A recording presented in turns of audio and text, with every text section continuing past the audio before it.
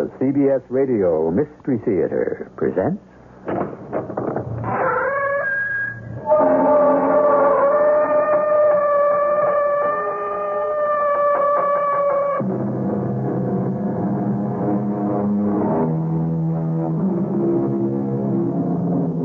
Come in. Welcome. I'm E.G. Marshall.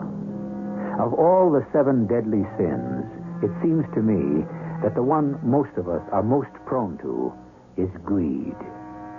A large portion of mankind can live and die without being seriously concerned with gluttony, lust, pride, or laziness. Fewer of us, sadly too few, I suppose, can escape anger and envy. But the 7th and last. Put enough temptation in a man's way, and this is the sort of thing that's liable to happen. You want it laid out, Kurt? You're either in or out. But either way, all the way. Dead or alive, Kurt? Money, is that important to you both? This is... I hope we know what we are doing.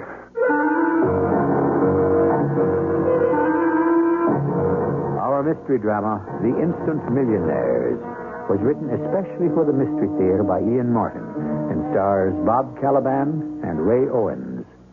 It is sponsored in part by True Value Hardware Stores and Buick Motor Division. I'll be back shortly with Act 1.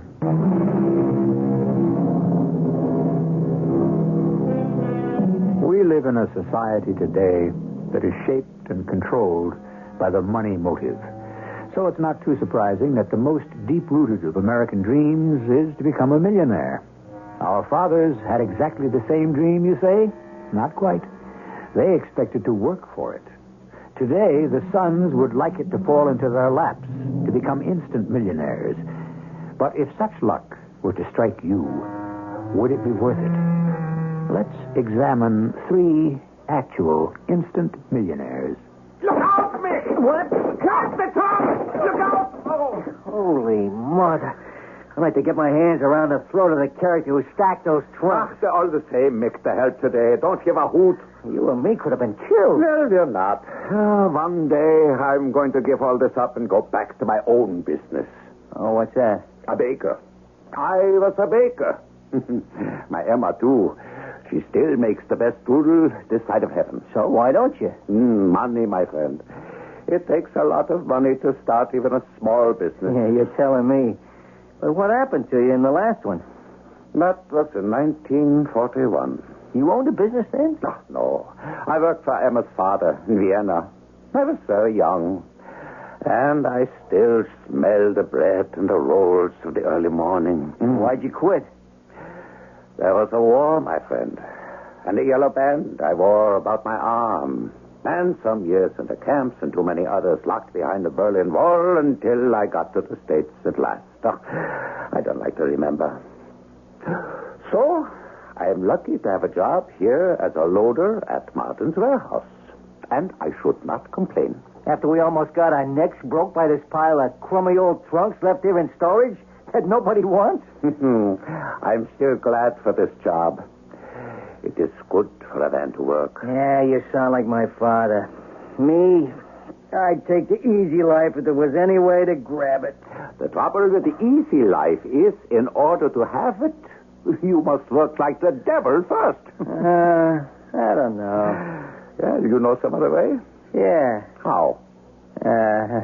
It ain't your speed. I don't know. Why don't you try me? I don't try you. I gotta try the wheel or the little spotted mice. The what? Roulette, dice. You see, I got them both figured. It's like a matter of mathematics. You couldn't lose. You're talking about gambling. It's the way I play it, buddy. It's a sure thing. So what are you doing? Hauling furniture, appliances, old trunks, whatever people put in storage, just like me? Well, what are you doing it for? Well, so someday I can open my own business. Figure you'll ever make it? I don't know. Sometimes I wonder. But I have some good years left still. But what about you? A young man. Yeah, sure. 43 and over the hill. No wife, no nothing. Not even enough of a stake to play my systems. So, where's all this getting us, huh? We want to make a buck, we better get moving. What are we raking all through this old junk for anyway? Mr. Cutcho gave me this order to get some of these old trunks out to take to settlers. The auction house, huh? Mm-hmm. Yeah, so let's get moving. What do we got here? Well, let's see. 3 wardrobe trunks, 14 assorted suitcases, 7 cartons books, plus 1 trunk. What do you mean, 1 trunk? 1 trunk of books. Who puts books in a trunk? Don't ask me silly questions. A man who values books could put them in a trunk. Why? Well, it's safer than a carton, no? Who knows? If you trust the mover, accidents happen like this. Huh? Well, when we toppled over the pile of junk, you know. This trunk here. Either it wasn't locked or it sprung. Oh, wait a minute. What's the tag on it? MA543, what? Let me see. Yeah. 543-61-43. Oh. What? Oh, we really did spring the lock on it. Let me see if I can get that back home. Oh, what's the difference? Leave it. You can't. These people leave their things to be undisturbed. So there's an accident. Sue us. That is the trouble. They could sue. Who could sue who? What's the trouble here? No trouble, Mr. Cascio. The trouble, Mr. Caccio, is that this bin is overstacked. Too many things. Yeah, that's the whole trouble with this warehouse. Too many things. That's why we got to clean out. What happened here? Well, we opened the door to the bin, and before we could do anything, it all came tumbling out. Well, who's going to worry? This is all dead storage. This 1 trunk here got kind of forced open. Somebody might make a claim, I guess, on that. For what? What's supposed to be in it? Huh? Search me. The invoice says miscellaneous books. Books? What kind of books? They don't say. Listen, these trunks and cartons and all, you see, they're being auctioned off closed, as is. The only chance the company has to get back even part of what's owed. So, let's have a look at the book. Now, wait a minute. Suppose you do find some that may be worth money. Then what? We hook them, that's what. You mean steal them? Now, Kurt, we don't call it that around here. We just collect a little contribution. Who's to know? The trunk's unclaimed, and we fix it up again so it's locked. But that's dishonest. Like Mick says, who's to know? Let's have a look, huh?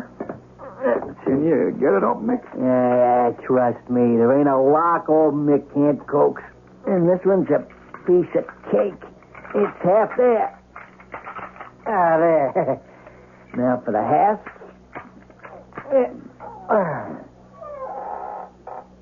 Yeah, it's books, all right. Dictionary of the English Language. Abraham Lincoln, Carl Sanford. Junk. Webster's biographical. We're wasting our time. Good. Yeah, but they ain't worth anything. Come on, let's put them back in it. What is it, Good? Hey, what'd you find in there? A girly magazine?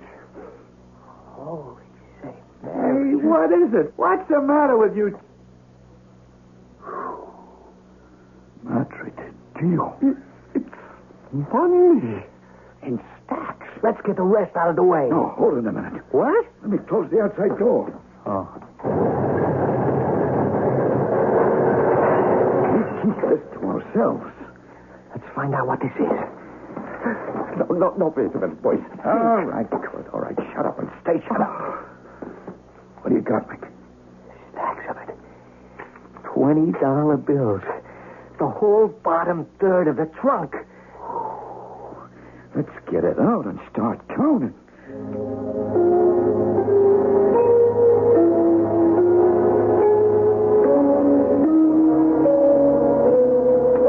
$3 million. $3 million. Are you sure? 1,500 packages of $120 bills. $3 million. Oh, 'tis God's will. It was meant to be. You mean to steal this? It's the chance of a lifetime. Found money. Money nobody knows about. There for the taking. What I could do with $1 million. What any of us could. You still want to open that bakery, Kurt? Yeah. With $1 million who wants to work, you can live like a king. What would you do, Mick? That's easy. Head for Vegas. And in a month, I'd run it into $2 million or 50. What about you, Sal? Me? I'd take me and a wife and the kids back to the old country. Get me a villa overlooking the Mediterranean and live like a capo. Can't take this money. It's dishonest. They're only dishonest if you found out. We had taken it, right, Mick? All the way. You better come in, Kurt. But I can't. Either you're with us or against us. This has to be between us three. Then split it between you and leave me out. To blow the whistle on us? If you felt like it? No way. Oh, you can threaten me all you want. But how can you force me? There could be an accident, Kurt. We almost had one as it was. Too bad about old Kurt Wiener. We opened the bin, and this heavy trunk full of books fell on him and crushed him to death. You wouldn't dare. For $3 million, old man, you'd be surprised what anyone would dare. You owe it, Mick. No one's doing me out of this chance. Mick? You heard the man. I'm with him. Oh, I thought you was my friend. We're $1 million green ones, or it's fake. Friendship has to sit back in second place. Oh, name of God, man, it's a miracle for you, too. It'll buy you everything you ever dreamed of. Think of what it would mean to Emma. Yeah, but how can we get away with it? I mean, this has to be someone's money. Wait a minute, correction. It was someone's money.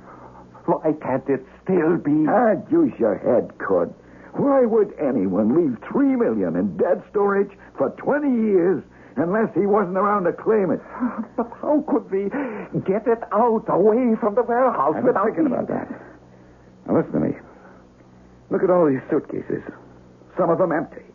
As dispatcher, I can easily wipe out 3 of them on the records. And any one of them is big enough to carry our share. But, how do we sneak them out? We don't. Everything goes on a truck by bills of lading, right? Except I arrange it so there's no record of these 3 suitcases. I'm the dispatcher, and I make sure the truck that handles all this is loaded and driven by you 2. On the way to Sedler's auction rooms, we make 3 quiet drop-offs. Each of our suitcases. Yeah, but maybe somebody could question afterwards. If you're as smart as I mean to be, you won't be around here for anyone to ask questions. Oh, but money had to come from somewhere. Never mind that. We concentrate on where it's going to. Wherever it came from, nobody seems to know about any more but us. And that's all that's going to know. We agreed. Okay, by me. Kurt? Oh, Mr. Caccio, You want it laid out, Kurt. You're either in or out. All the way. Dead or alive, Kurt? The gambling is that important? Yes. And your dream of empire, Mr. Caccio? I got it in my hands. No one takes it away from me. To be a capo. Have you ever thought that buried money like this can only come from somewhere like that? I hope we know what we are doing. Heaven help us all.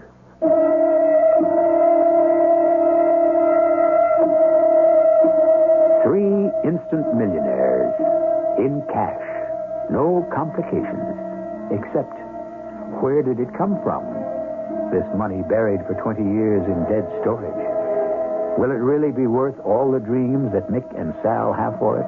And will it prove to be as rewarding to Kurt, the one who had enough morality to resist the temptation but was not allowed to? And the most important question, perhaps of all, will it really remain unclaimed? I shall return with Act 2.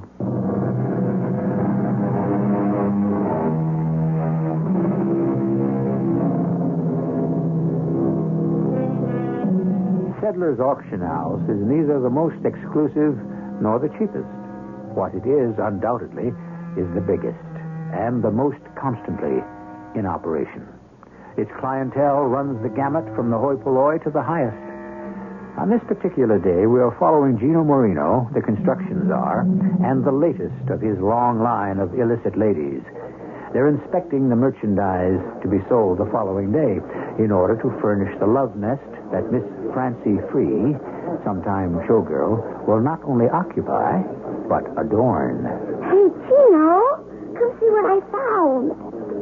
What, Francie? An étagère. A what? Oh, it's got to be Louis XVI or 14th or something. Oh, it's just darling. Okay. Now can we get out of here? I wanna- Well, why can't we just come back tomorrow and bid on whatever takes your notion, huh? No, we got to scout them out first and see if it's worth it. Oh, who cares? If you don't like it, dump it. It's only money. Besides, my feet are... What's the matter, honey? I can't believe it. Oh, now don't tell me you're getting hooked on auction. All right, button up, Fran. What? You heard me. I just found something I'm going to bid on myself. What? You don't have to know everything. Here, give me that paper. Let me see the list, Yeah. Yeah, that could figure it. What? Yeah.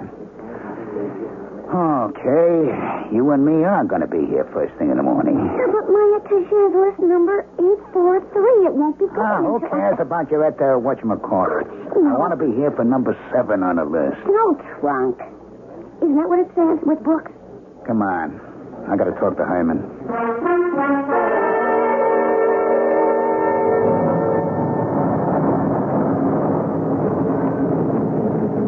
Okay. Good night, baby. Oh, aren't you coming up? Not tonight. Pick you up in the morning for the auction. You be ready now, yeah? Oh, sure, if you say so. You're not even going to see me yet? You got a door, man. I got things to say to Hyman. You're not very romantic. Not when I got things on my mind. Come on, honey, blow. I get orders. What else can I do? Where to, boss? Home, Hyman. It's an early night. I have to be up in the morning, bright and fresh. You can't imagine how important it could be. All right, let's move.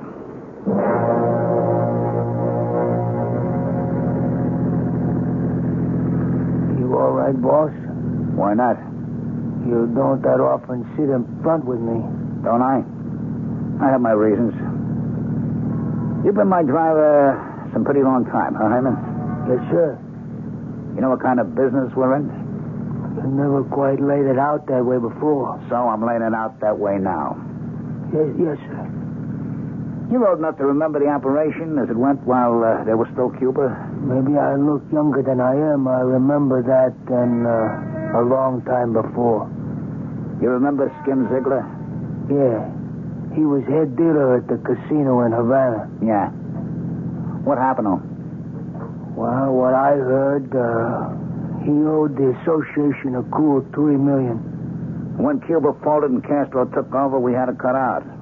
He was the bag man. But he got totaled. That was my job. Those days I was a soldier like you. We wiped him out because he stole the $3 million and buried it somewheres. Nobody ever dug it up? Not till now. Huh? I think I know where it is. Nobody but me knew just how Skim brought the money out. I know because I helped him pack his trunk. His trunk? He was a funny guy, you know. Into books, like he was a professor or something. His library was really something. When the association had to clear out, he had cases and cases and trunks of books he was moving. That's how it figured to be the best way to smuggle the cash. Only somehow he managed to ditch that one trunk. $3 cool million lining the bottom and the books packed over it. And you found where he ditched it? Yeah. Looks like. Only I gotta keep my nose clean. I'm too much in the open. I want you to front for me. Oh, how, boss? No sweat. All you gotta do is buy an old trunk where I tell you and bring it home to your place. Okay. Only, don't try anything fancy. Why, that no good, dirty... He double-O'd me again. Take it easy, boss. It was a good gamble. All the trunk cost was $16. I was so sure... Hey, what's the matter with me? Huh? The money was there in that trunk. I saw him pack it in. Well, It sure ain't there now, boss. Yeah, but Skim never dunked it. I know. The trunk, okay, he managed to get rid of that, but I'll guarantee he never had a chance to grab off the cash. Somebody else did that. Who? Somebody at the storage warehouse. Some smart aleck knows the dough out, and a smart aleck I'm going to find. A long time, boss. Even the family wrote it off after 20 years. I don't think the heist was made 20 years ago. I think it was like the day before yesterday. And you and me are going to track it down. That's too much dough to be sitting in the wrong hands. You mean for the syndicate? Like you said, Heim, the family's already written it off. This is for you and me.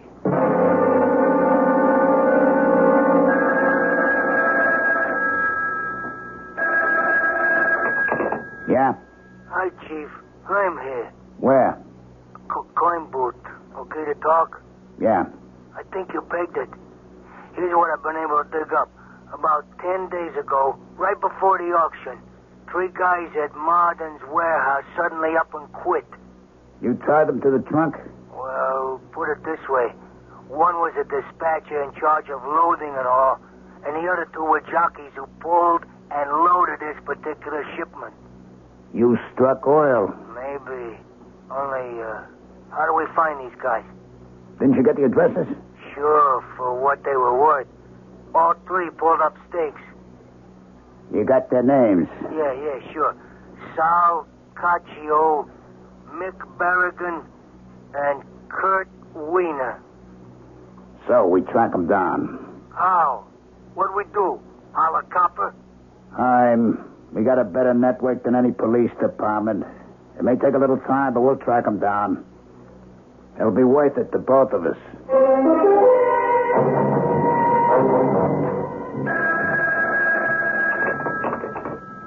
Hello? Yeah, this is Mr. Berrigan. What am I going to do about it? What can I? I know the bill hasn't been paid. You should know why as well as me. I'm clean, man. That's why. Yeah, sure. I thank you for the courtesy. But you don't have to worry. I'll be moving on. Like by tomorrow, you can count me out. I'll vacate your room. In a manner of speaking. Yeah, who is it? Wrong service. I didn't order anything. Hey, what is this? I'll ask the questions. Close the door, Heim. Oh, right. Your name, Mick Berrigan? Yeah? Up until 6 months ago, you worked for Martin's warehouse? Yeah, who wants to know? Let me ask you a question. There was a trunk in the warehouse. I'll give you the number. 543-6143. Right. You know it, huh? I know it. You know what was in it? Books. I'm talking beside books. Well, you're here. I guess you could figure I know what else. Like $3 million? My big stake. The answer to a prayer. You took the money, huh? My share. $1 million. I figured to build it to twice, 3 times. Who knows? But you did get the money. You have it? I have what's left of my investment in the foolproof Berrigan system to beat the odds. 0. 0 and double 0. Busted. You mean you blew a whole $1 million in 6 months? It ain't easy. But it also ain't hard. All right, where's the rest of it? What rest of it? I blew it all. The way I heard it, you never had it all. Just $1 million. Oh, that? Well, the other 2 had their cut. Sal Caccio and Kurt Wiener? Yeah. Where are they now? Who knows? Sal just wanted to go back to Sicily and be godfather. And Kurt?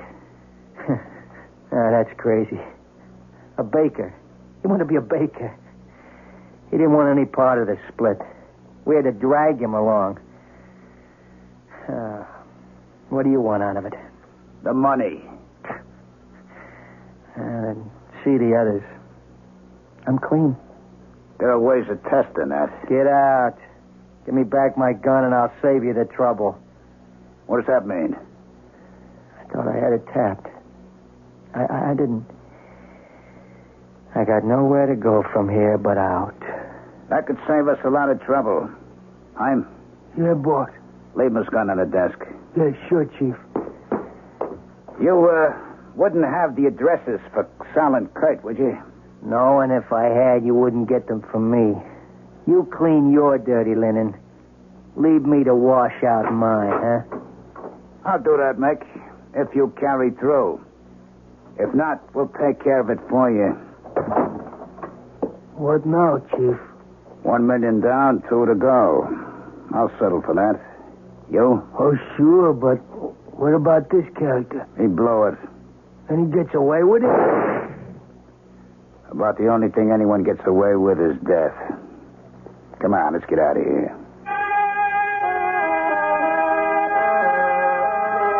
The first of our instant millionaires. Was it worth it to him? Scarcely, since all the money brought him was frustration, disaster, and death. But what about the other two? The willing millionaire and the unwilling one? That remains to be seen. Or I should say, heard, when I return shortly with Act 3.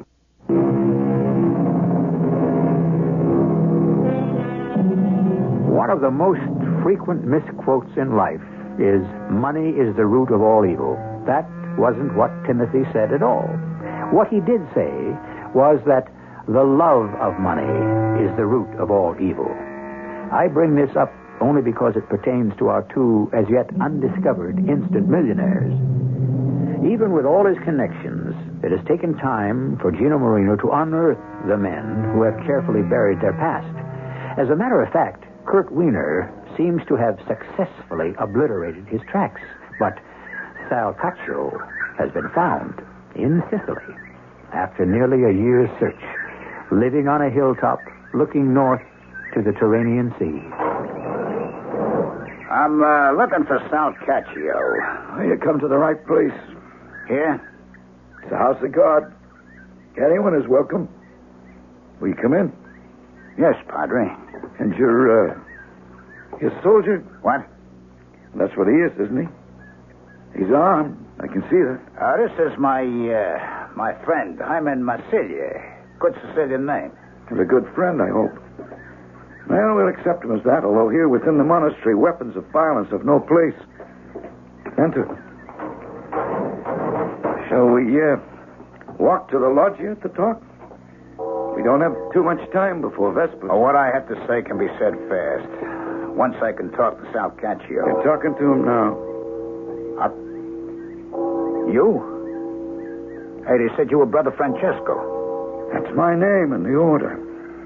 Hey, what kind of cover-up is this? It won't wash, Sal. We smoked you out. No cover-up.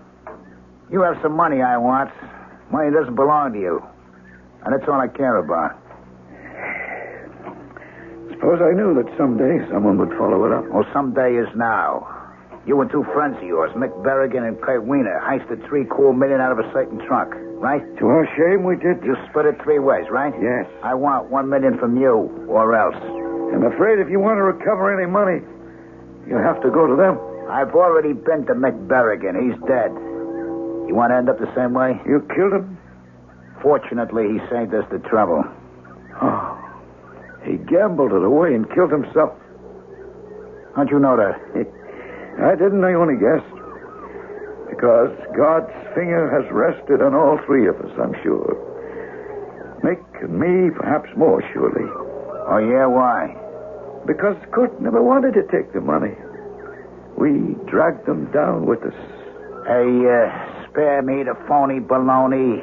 And don't think the priest's robe is going to help you, phony or not. I'm not a priest. I'm a lay brother of this order. Well, whatever you are, where's the dough? Isn't the view from here magnificent? What are you trying to give me, eh? The truth.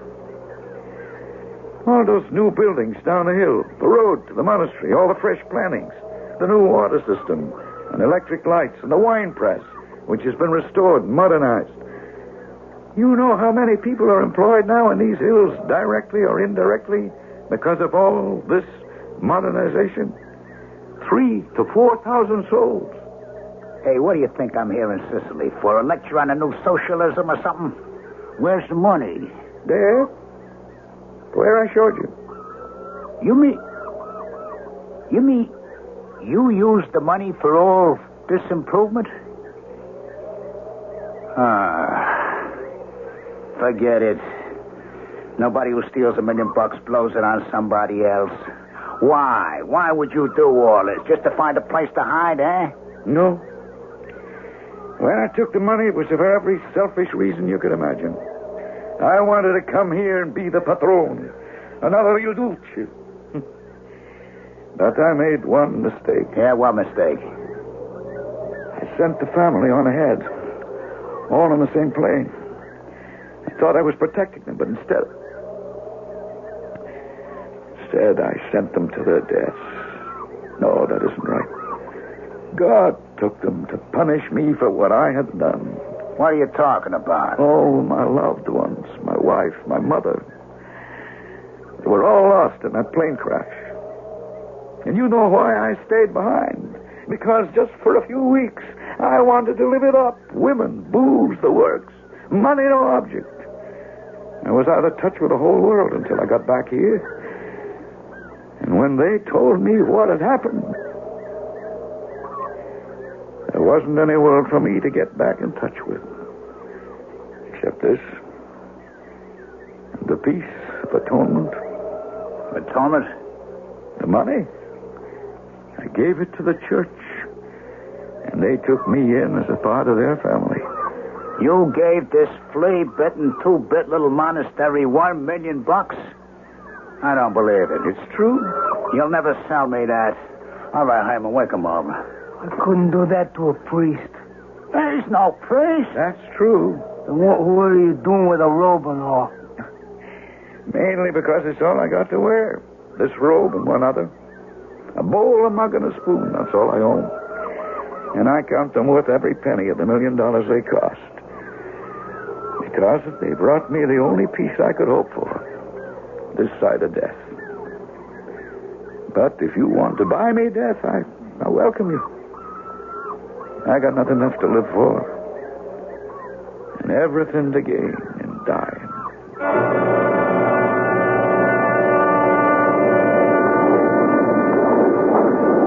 You think Casio gave us the old 00, Chief? If I did, we wouldn't be on this plane. You really think he gave away all that dough? I really do. Well, 2 down and 1 to go. Too bad the priest or whatever you call him couldn't give us a lead to the 3rd crumb. Crumb? Hey, you know something, Hyman? You give me a notion. I did?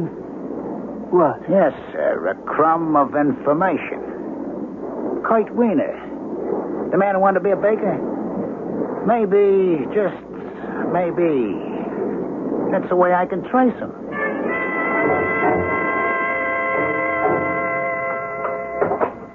That's you, Papa. Ja, Emma. Anything in the mail? Oh, ja, the welcome inn have paid their bill at last. Well, that is a good worry off our heads. $800 is a lot of bread. And cooking. But thank the good God, we never have to worry. There is always the other. No, that other money, that is not for us. It started us in the bakery business and kept us going until we got established. Yeah, but now, as we get more successful, we must pay back every penny. For what, Kurt? Nobody owns all that. Shh, don't say it. What are you afraid of, Liebling? I did something wrong once. I have to find a way to make up for it. You have such a conscience. It's only money. Oh, sometimes I don't know. Maybe I should have used it for you. A trip around the world and see clothes of excitement. Now, you listen to me. But you, I have all the excitement I want from life.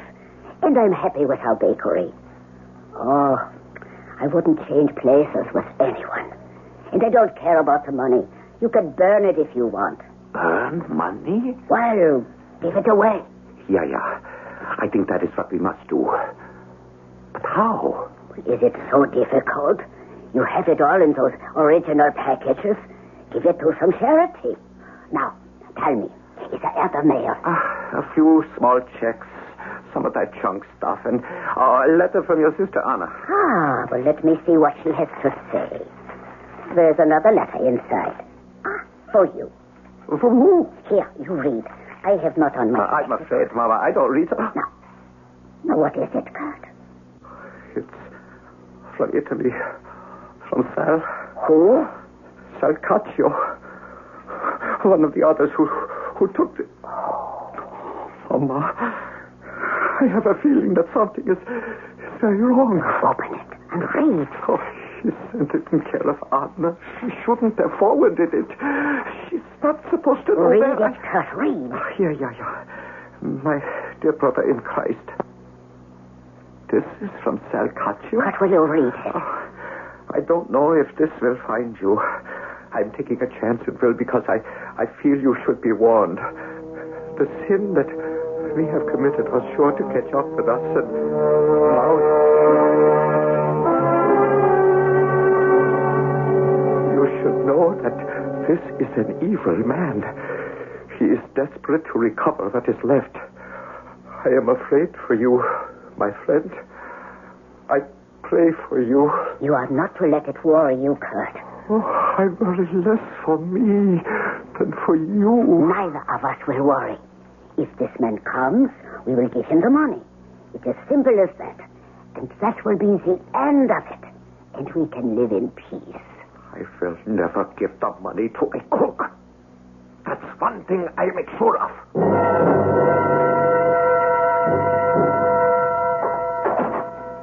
I'm home, Mama. Here I am. Goodness sake. You have been working late for a whole week. Special order. All finished now, though. Now you come along. Let's get you to bed. Did you close up tight downstairs? Yeah, don't worry. And you kept everything locked here? Yeah, but I'm waiting for Kathy to come back. There she is now. I let her in. I'll get the door. No, you sit a while. You rest. I will get her. All right, lady, no fuss. Nobody will get hurt. Just do as you're told. Now, you take your hands off Get me. the door, Hyman. You sure? You leave my wife alone. Look out. He's got a knife. Watch it, Chief. You hurt him. I kill you for that. Watch out, lady. Hey, don't harm her, Hyman. I kill you. I kill you for hurting my husband. I kill you. Hey, Herm, are you out of your mind? She tried to pull a gun out of my hand, you crazy dame. It was an accident. You trigger happy fool. Now, how are we going to find the money? You'll never find it. You can look till doomsday. But I fixed you. You'll never find it. All right, where you been, Moog? Out in the bakery, Sergeant. Oh, man, that smell is driving me up the wall. Beautiful. If you had as good a nose for being a detective as you have for food, Sherlock Holmes could move over. Hey, look, Sarge, we got called out on this before I had a chance to have my morning Danish. Now my stomach's growling. My heart bleeds for you. Would you turn up anything in the bakery? Yeah, if you got a minute. Oh, what have you got, Moog? You'll see. Boy, what a smell. Look at these, Sarge? Strudels, huh? They're still warm. He must have just taken them out of the oven when the perpetrators got in. How could anyone knock off a man who could bake something like that? I'll bet they taste as good as they smell, eh, Sarge? Hey, you don't think that, I don't think what? Well, just a taste. Like maybe share one, you and me? What are you, a strudel-holic? Well, there are 10 of them here. Who'd miss one? Why don't you stick to your job, Moog? What's this newspaper on the floor? I don't know. Yeah, it's that section out of the Sunday paper, the 100 neediest cases. That's funny. What's that? Oh, somebody ticked off. Wait a minute, let's see. All but the last 1, 2, 3, 4, 5, 6, 7, 10. All but the last 10 are marked off. Oh, I wonder why. Hey, Sarge. What is it, Moog? You big baby. The minute my back is turned, you start in on that strudel. Maybe it's a good thing I did. Look. I'll be a son of a gun. Give me one of those strudels. Here. They're delicious. I'm not going to eat it. I want to see if they're all packed with dough. It ain't dough. It's money. I can see the 20s. A stack about 2 inches high. Well, now, that would mean, let's see, there are 233 bills to the inch, say 500 to 2 inches. That would mean 10,000 in each strudel. 10 strudels. 100,000. So that's what the murderers were looking for. Only they didn't find it. Hey, where did all this dough come from? You know something? I kind of hope we never find out. And if we don't, I'm going to see to it personally that the last 10 needy cases get what's left here. Just for once, I want to see that out of evil cometh good. Isn't that from the Bible? I wouldn't know, Mug. But if it isn't, it ought to be.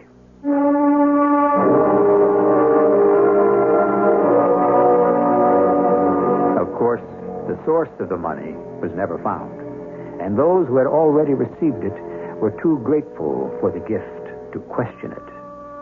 I can't find the exact quote Moog Mujaluski was thinking of, but perhaps he meant a line from St. Paul. Be not overcome of evil, but overcome evil with good. Let that serve as a gentle epitaph for misguided Kurt Wiener and his poor wife. I'll be back shortly. I would feel a little uncomfortable leaving this story if Gino Marino and his hatchet man got away scot-free. On that subject, a quote from Romans 6:23. The wages of sin is death. And a report from a newspaper account. The miraculous part is that on today's plane crash, all 193 aboard were saved. Only 2 passengers met their deaths.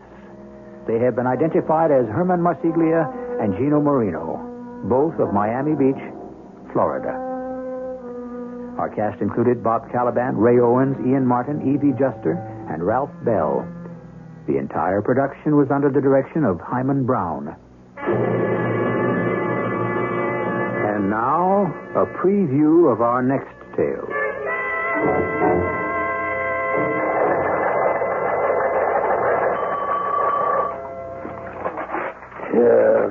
Done it. Well, what? I was wrong. Look at this teletype, Willie. Are you going to tell me what this is all about? I was positive George Williams was that hijacker. The one who jumped with $1 million? I was so sure. It all made sense. And he isn't. I sent a complete description on to Juno. Doesn't really tally with the hijackers. Not in any way. Age, height, coloring. Well, you tried, Sherlock. I could have told you that amnesia, it is, unfortunately, the real thing. So the big question remains. You mean? Just who is George Williams?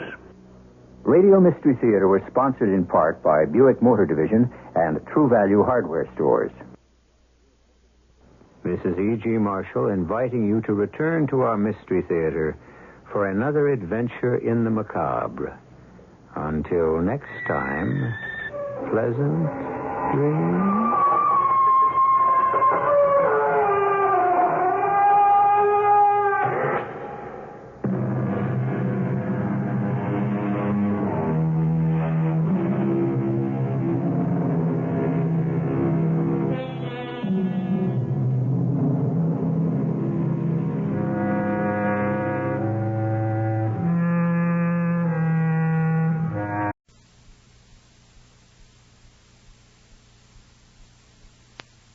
So it's a good idea not to wait till the last minute to apply. If you have to double-check what to bring with you, call any Social Security office. Someone there will be glad to help you. In the Denver metro area, call 232-3650. The CBS Radio Mystery Theater presents...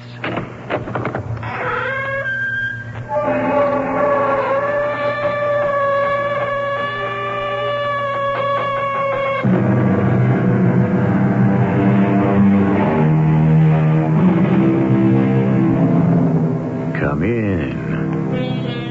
Welcome. I'm E.G. Marshall.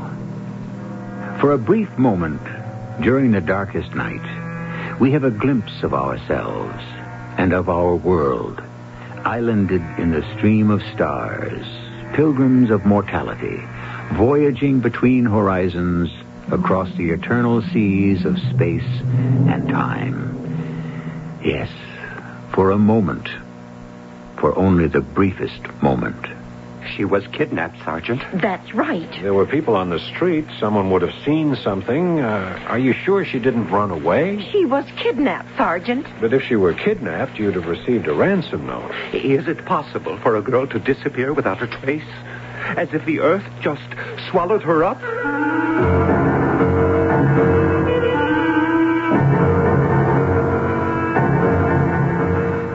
Our mystery drama, Wilhelmina Wilson, was written especially for the Mystery Theater by Sam Dan and stars Paul Hecht. I'll be back shortly with Act One.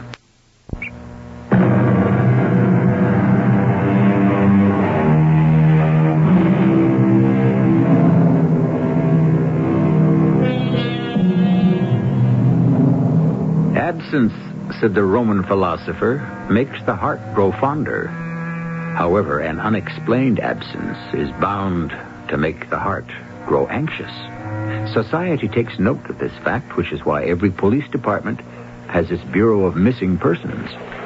My name is Truesdale, Sidney Truesdale. Yes, Mr. Truesdale? I'm his wife, Molly Truesdale. The lieutenant downstairs. At the desk. He said to see you. Is Sergeant Keller? Yes. You wish to report a missing person? Well, now that you ask. Sid, there's no way to get around it. She's a missing person. Who are we talking about? Our daughter. And her name? Margaret Truesdale. But she's known professionally as Margie True. Margie True. Yes, it's shorter, snappier than Margaret Truesdale. Sid, that's not important. Besides, I'm sure he never even heard of her. Now, I need some statistics. Female, huh? Margaret or Margie Truesdale or True. Age? 23. She'll be 23. She's 22. Hair? Blonde. Natural. Height? 5'9". Weight? 125. Now, how long has she been missing? How long? About 3 hours, I should think. It's almost 1 o'clock in the morning. At least 4 hours. Yeah, well, that's hardly enough time to be... What were you going to say? It's hardly something to be concerned about. Yes. Now, when was she due home? Well, the library closes at 8:30. Yes, she'd gone there to return a book. She always comes right back. She should have been home 9 o'clock at the latest. Oh, she might have gone to a movie. Well, she would have called us. Besides, she doesn't like to go alone. Just because a girl, well, actually a young lady, just because you haven't heard from her in 4 hours...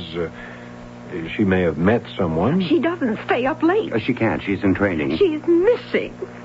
There's nowhere she might have gone. Nowhere she's supposed to have gone, except home. And that's 4 hours ago. Sergeant, you have to find her. Yes. Now, I suggest you go home. What are you trying to do? Get rid of us? I don't think you're taking this seriously, Sergeant. Please, Mr. and Mrs. Truesdale, your place is home. By the phone, in case she's trying to reach you. Now, you saw her last... At 6:30. And she was wearing... the cocoa brown slacks and an eggshell blouse. She was carrying the beige sweater. Do you have a picture of her? See, I told you they'd want a picture. Thank you. Oh, she's very pretty. Your address? 613 Delaware. And the library's at the corner of Garfield. So somewhere in those 8 blocks... Right. We'll start the routine. Routine? Routine, this is our daughter. He means the police routine, Molly. What are you going to do? I mean right now. Well, we'll check out the hospitals. Oh, how could you say a thing like that? We'll do everything we can to find your daughter.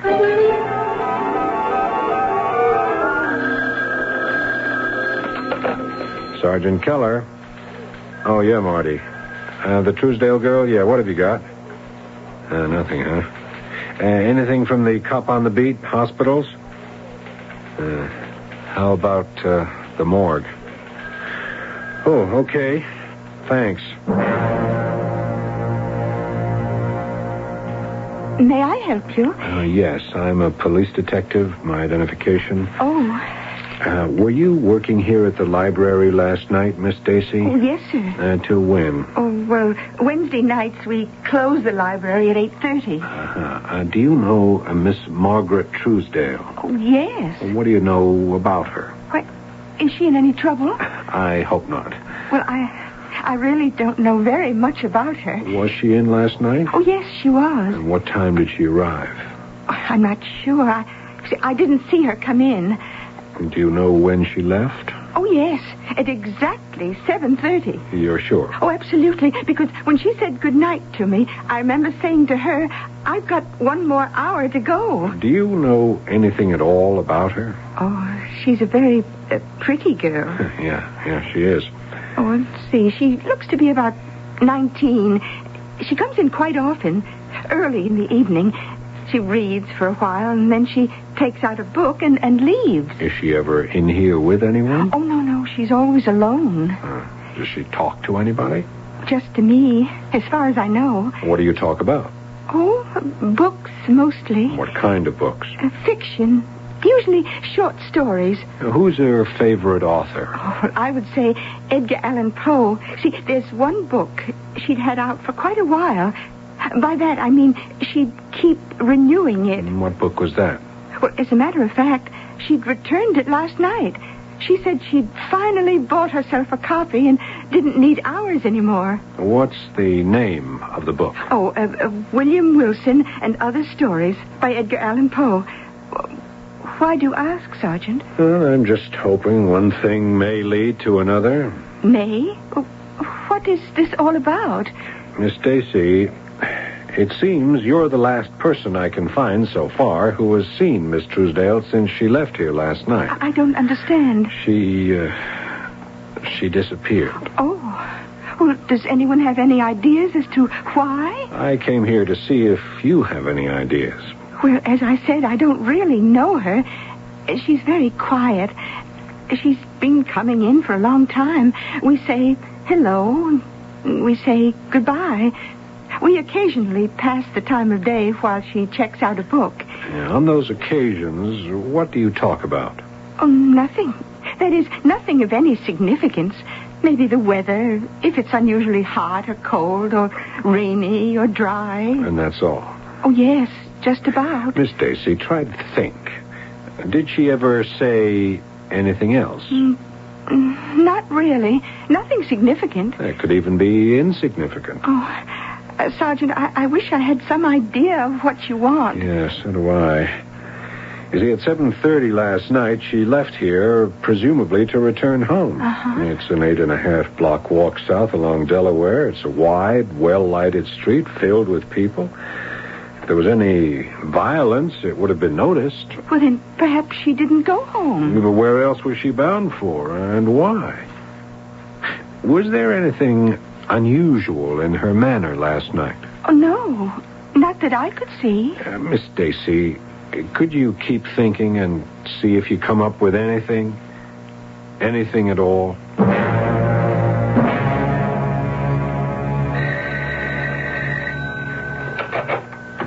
Mrs. Truesdale? Oh, it's the police sergeant. Sid, it's the sergeant. May I come in? Oh, have you found her? No. Oh, is there any news? I'm afraid not. Do you hear what he says, Sid? He's afraid not. Oh, what's that supposed to mean? Well, I guess it means they have no news yet. I think it means a little bit more than that. Like what? It means they've been looking, but so far they're licked. Isn't that a fact, Sergeant? Well, we need more information. Well, you know her name, what she looks like, how she was dressed. What more can we tell you? Would she have any reason for leaving home? What are you saying? It's obvious what he's saying, Sid. He's implying she ran off. I'm suggesting it as a possibility. And I'm here to go on record that it's an impossibility. Now, why is that, Mr. Truesdale? Now, you have no right to ask... No, simmer down, Sid, simmer down. He's a cop. They've got a right to ask anything they please. No, Sergeant. She did not run off. Can you be sure of it? Why would a girl who loved her home, loved her parents, and loved her career just up and take off? Yes. Where did she work? At the Sunrise Athletic Club. What sort of job did she have there? No, she wasn't employed there. What my wife means is that she worked out there. Oh, she was an athlete. See, Sid? He never heard of her. You never heard of Margie True, Sergeant? And no, not until you reported her missing. He doesn't know who she is, what she does. And we're paying your friend Morrison a pretty penny for publicity, too. He's not my friend. All right. She goes to the athletic club. Now, why? She's probably the best swimmer in the world. What do you mean, probably? When she was about 14, she was very sick. And the doctor said the best thing for her would be to swim. She became a champion swimmer by the time she recovered her health. That took more than 6 years. Anyhow, she decided she should go into the Olympics. She's almost 23. That's maybe a little old. Actually, she started at a time when most of these kids are ready to retire. But she's got it. And we've been working with her, setting things up. This is the year she has to make it. Yes. But the fact is, she's missing. Now, people disappear for one of 3 general reasons. First, foul play. Oh, don't say that. Second, for some reason of their own. She'd have absolutely no reason to run away. Third, this is very rare, amnesia. That's it? Our little girl is wandering around somewhere not even knowing who she is. I'd like to talk with some of her friends. I'm sure they wouldn't know very much. Could you give me some names?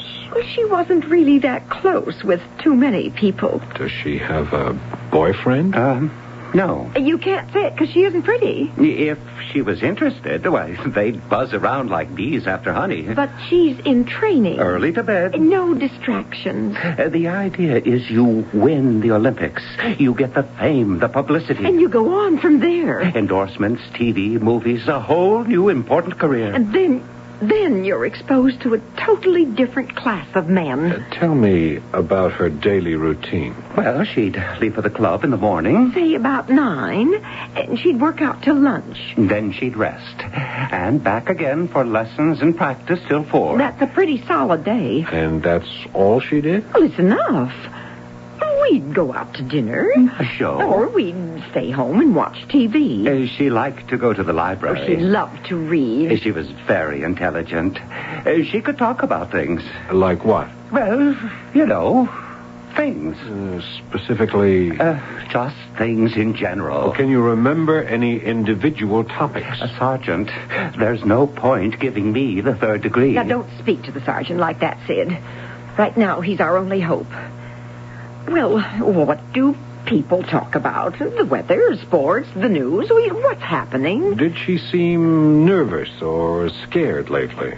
What does that mean? It means, I guess, was she maybe afraid of something? Of what? That's what this police officer wants to know. Let me set you straight, Sergeant. She had nothing to be afraid of. She'd done nothing bad. Was there anything at all unusual about her behavior? No, nothing. She's got amnesia. I know it. Well... What does that well mean? It means he's in the dark. He's up a tree, just like us. Well, what are you standing around here for, Sergeant? Why aren't you out looking for her? Out? Where? I need help. We're willing to help. You are willing, but I'm afraid you're not able. We're doing everything we can. You're not answering my question. That isn't so. You don't know who her friends are? You don't know what she thinks about? She's a very dedicated girl. Yes, then why did she run off? She would never run off. She has amnesia. Well, why would she have amnesia? Well, because... She's an athlete in training. She's in perfect health. Well, then she was kidnapped. How? Right off the street to Delaware Avenue? They could have overpowered her, forced her into a car. She wouldn't go quietly. She seems a big, strong girl. Don't say it like that. You make her sound ungainly. She's beautifully built. Well, you can't rule out the possibility of kidnapping, Sergeant. You'd have received word by now about a ransom. Well, maybe it's the kind of kidnapping where girls are sold into, slavery. Oh, please, Molly. Sergeant, we're desperate. Yes, I understand. I just wish you knew a little more about her. Sergeant, find her. Please. She's our little girl. And we love her.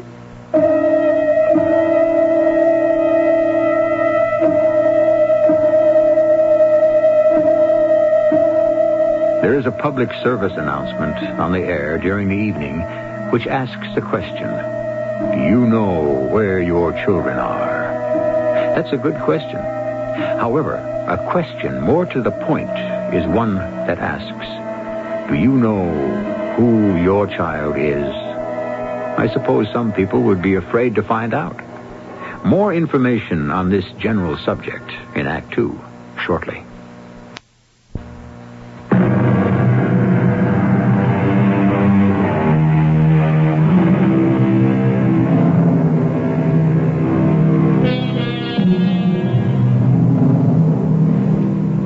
You need not wander afar to seek out the stranger. He is with you, within you. What the poet is saying is, how can we hope to see the truth in others when we are unaware of what the truth is about ourselves? Who are we? What are we? And why? This has preoccupied the finest brain since the beginning of time. So if we don't completely settle it here, please don't ask for your money back. Sergeant Keller, what can I do for you? What do you know about Margie Truesdale? Well? Not trying to evade your question, Sergeant. I'm just trying to think. What do I know about Margie? The answer has to be nothing. Mr. Sparta, you're her swimming coach. She spends 8 hours a day here, or did. I think she was, 14? Skinny, consumptive, anemic little thing. Just barely alive. Today, would you believe it? I can't believe you know nothing about her. Some people go through life talkers. This one's a listener. Are you telling me she says nothing at all? No, she talks. I'd even go so far as to say she chatters. But you analyze the conversation, and there's nothing there. Still, you've known this girl for 8 years. You do have some sort of relationship. Look out that window, Sergeant. See that swimming pool? Mm-hmm. That forms the boundaries of our relationship. But you do talk about something. Sure. We have long talks about diet, breath control, coordination. Now, look, I played ball at school. I was close to my coach. I mean, there were times when we just sit around, and... I know what you're looking for, but it's not here. Not like with the other kids, where you become more than just a coach. You're sort of an older brother, maybe a second father. You talk about what really bothers kids today. Sex, friendship, life. But not with her. I can't even begin to imagine. Well, why was she training all out constantly? I mean, was it something she wanted, or were her parents putting on the pressure? I don't know where all that tremendous dedication came from. Could have been hers. Could have been theirs. How did she feel toward her mother and father? Well, I never saw so much love on the part of a kid, considering the circumstances. Oh, what circumstances? Well, considering they weren't her real father and mother. Now, just because two people adopt a child, that doesn't mean they're not the real parents. Well, I didn't mean it to sound that way. He was her stepfather. And then, when her mother died, Margie was still a little girl, and he married Molly. Sid and Molly raised her like their own. What were her chances for making the Olympics? Well, a lot goes into that. But I don't see how she can be kept out. She's ready. The trials begin in a couple of weeks. But if she's not around, she'll miss them. Also, every day she's gone, she's losing out on training. You really can't give me anything to go on, can you? Sorry. Friends? I don't think she had any. She had to be friendly with somebody. Oh, with everybody.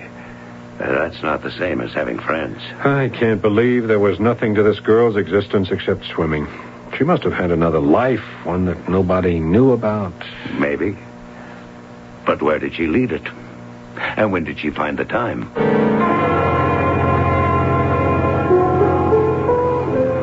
Well, hello there, Sergeant. Hi, Moms. What are you drinking? Oh, I'm on duty. Lemonade. Make it sour. That's 60 cents, Sarge. Got to keep things on the up and up, Did you read in the papers about a girl named Margaret Truesdale? Yeah, I never read the papers. Why should I go chasing after bad news? It'll come soon enough. Yeah, well, this one just disappeared. Oh, well, girls do that quite often. Yeah. Hey, this is a photograph. Ah, nice. Yes, indeed. A lot of meat on those bones. And it all looks like grade A prime. She's a swimmer. She just vanished. Well, if I can paraphrase the French, cherchez l'homme. No. There's no man involved. That you know of. That anybody knows of. Joe, you got a certain tone in your voice. Yeah? Could you be falling for this chick? I don't even know her. The ones you don't know are the most dangerous kind. And look, the way it is now, she just vanished from the face of the earth. No motive, no clue, nothing. That's bad. That could get a young romantic guy like yourself all bothered and curious. Mums, now you hear a lot of things in a place like this. Oh, sure, but what I hear stays here. Is there a rumble on this? I haven't heard anything, Joe. I don't think anybody grabbed her off the street, but well, you never can tell. I'll listen, Joe. It's against my principles, but I'll stick my ear out. You know why? Because I'm a sucker for romance. Cut it out, will ya? I can see you got a thing for this girl. Can't say as I blame you. I'm only doing my job. You know, I tell you what scares me. Yeah? She's a swimmer. She's reaching for the big time. She has to get known. She has to compete. Now, she's been traveling to meets in Canada and Mexico, all over. So? What, do I have to spell it out for you? Maybe she's been caught up in some smuggling. The pros have been known to use kids like her. You really must have fallen in love with her. Why do you insist that I'm in love with her? Well, look me straight in the eye and say, no, I'm not in love with her. Now, look, don't be silly. Oh, that's how it is with some of you cops. You're like those knights of old, always rescuing fair maidens in distress, and naturally, you got to fall in love. What else? All right, that's enough, Mums. If you hear anything at all concerning this girl, will you let me know? Oh, sure. And it won't cost you a thing. Let it be my wedding present. Oh, for crying out loud.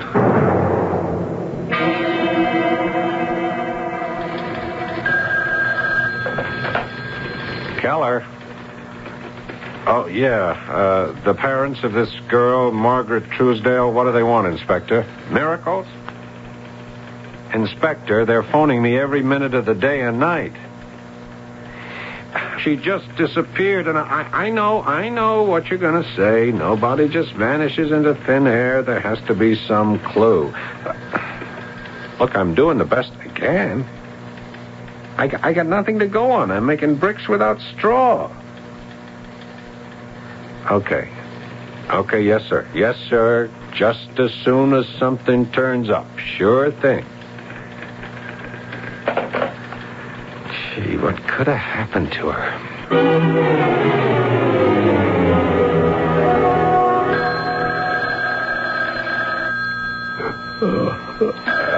Who the hell? Hello? Sergeant Keller, I know it's very late. I mean, very early in the morning. Yeah, it sure is. I got your home number from your office. I said it was an emergency. You have to come over here right away. Have you heard from Margie? No, but I'm calling you because otherwise there's going to be a lot of trouble and embarrassment. Can you come over? Now? It's my wife. She has this idea and... Well, you'd better talk to her.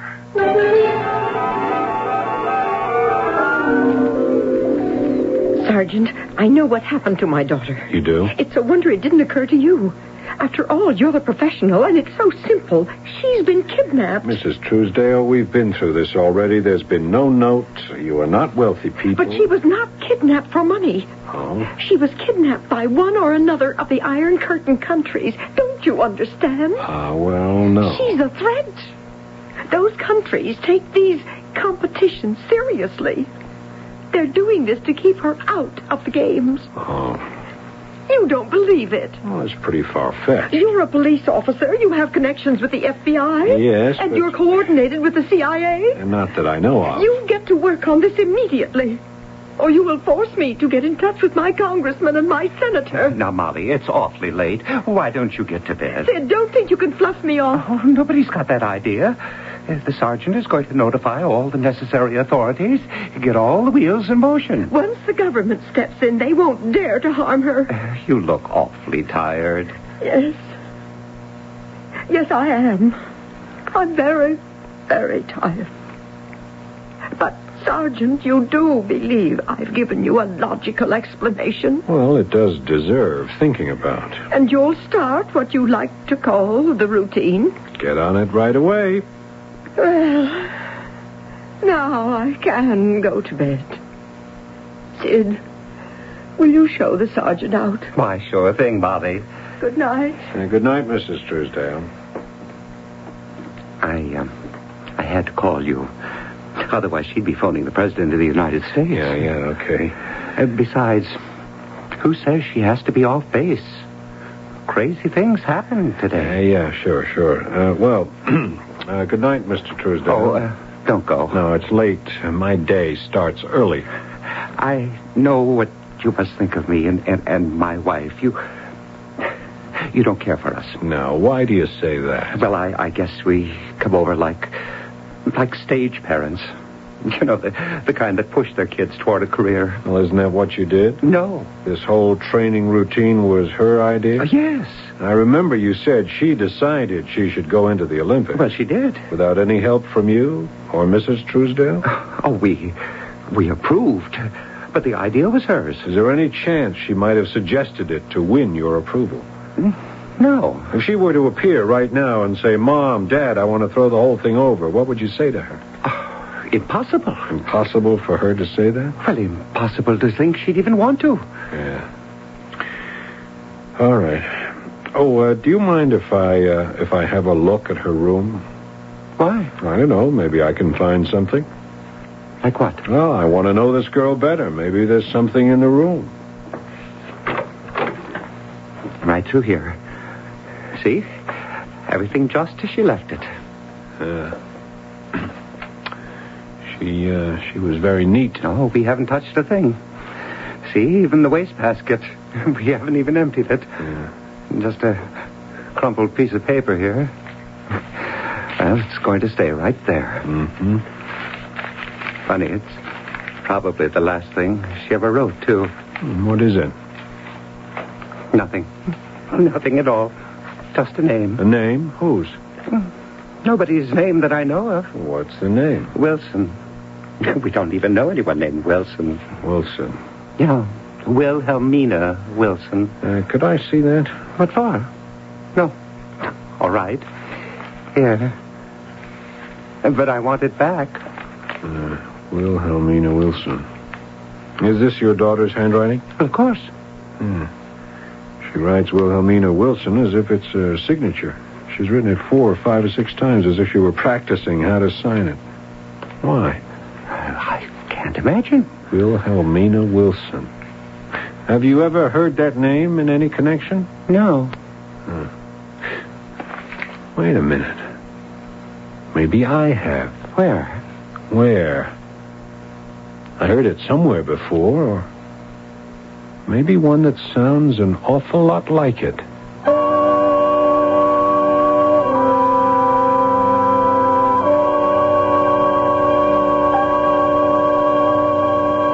He's heard one that's very close to it, and so have you. It's a name that's fraught with significance, as they say, provided you know just how to look at it. Stop for a minute. Think for a minute. And it should all fall into place. And if it doesn't, we'll take care of it in Act 3.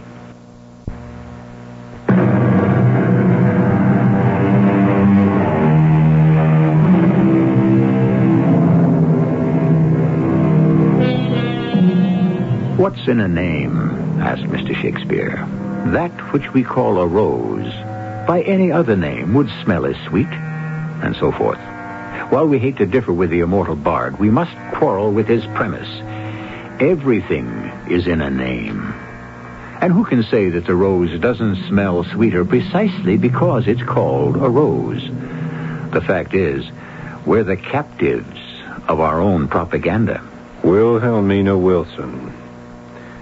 You're sure this name means nothing to you, Mr. Truesdale? Nothing at all. Mrs. Truesdale? Well, I asked her. She doesn't know either. All right. But where did I hear it?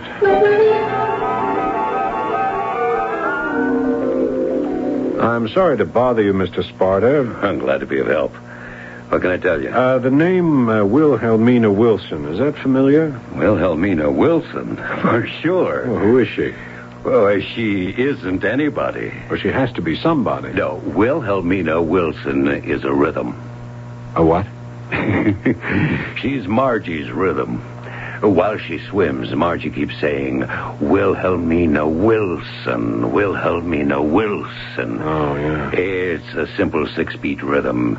Da-da-da-da-da-da. I see. It helps. So, a lot of them set up a little chant like that. Yeah, that's all Wilhelmina Wilson is. Huh? Yeah. Why? What'd you think it was?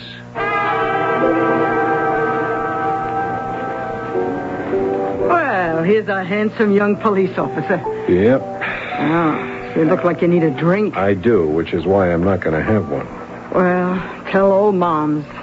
What's the problem? I just stopped by in case you may have heard something. About who? Oh, yeah. About your chick. Hey, how many times do I have to tell you there's nothing there? If there was nothing there, you'd only have to tell me once. Well, what do you hear? Not a whisper. Gee, somebody has to know something. Oh, sure. I just can't find a handle on this case. Oh, poor Joe. Tell me, is this the kind of girl you've been looking for all your life? All right, Mom. She's an interesting girl. Good. We finally got that out in the open. Now you can go to work. I've been working without let up since the case came in. Working? Yeah. But thinking?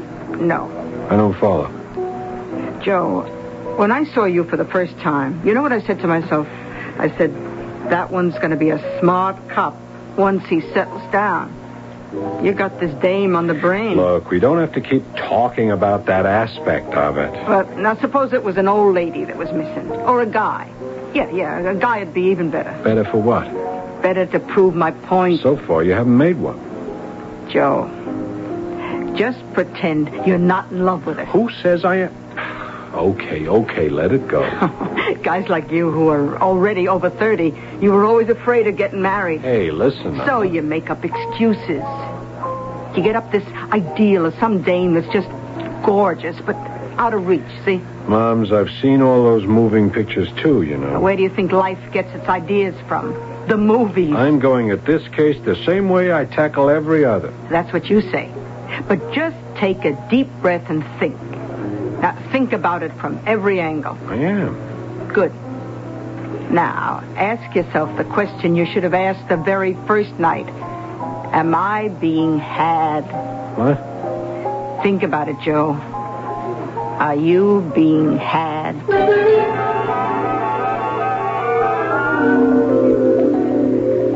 Do you have any news, Sergeant? I may have. What does that mean? Sid, what did he say? Sergeant, what do you have to tell us? I'm thinking about what you told me. And all rests on the assumption that your daughter could disappear on a crowded, well-lighted street. Assumption? Sid, he said assumption. I heard what he said. I'm afraid it didn't work. The only way she could disappear was for you to arrange a place for her to go to. No. Now, you'd better listen to me. At first, I had the idea maybe she might have gotten into a little jam. She went to swimming meets in Canada and Mexico. Maybe she carried some pot for somebody. Maybe something a little stronger. That's a lie. Actually, I didn't believe it myself. Then what are you trying to imply? I think it's all a publicity stunt, but it's gone sour. How dare you? Sid, call this man superior officer, whoever he is. I'll give you his name and phone number myself, but you'd better hear the rest of it first. Now, the stakes are tremendous. I should have realized that in the beginning. The Olympics, they've become a fantastic media event. The winners get more than the old laurel wreath, even more than the gold medal. Now, hold it a minute, Sergeant. You have no right to accuse... Beautiful swimmer disappears. That would be the headline, wouldn't it? Well, it could have been. But all you got was a couple of lines on page 17 and nothing to speak of on the air. The media didn't bite.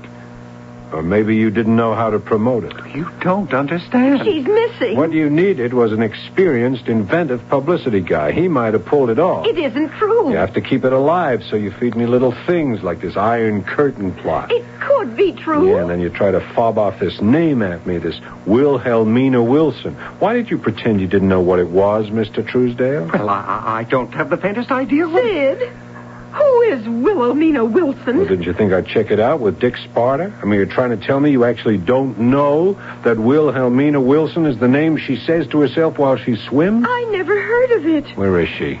We don't know. She disappeared. If you knowingly mislead the police... We haven't. It's the truth. Wait. Wilhelmina Wilson. I just remembered.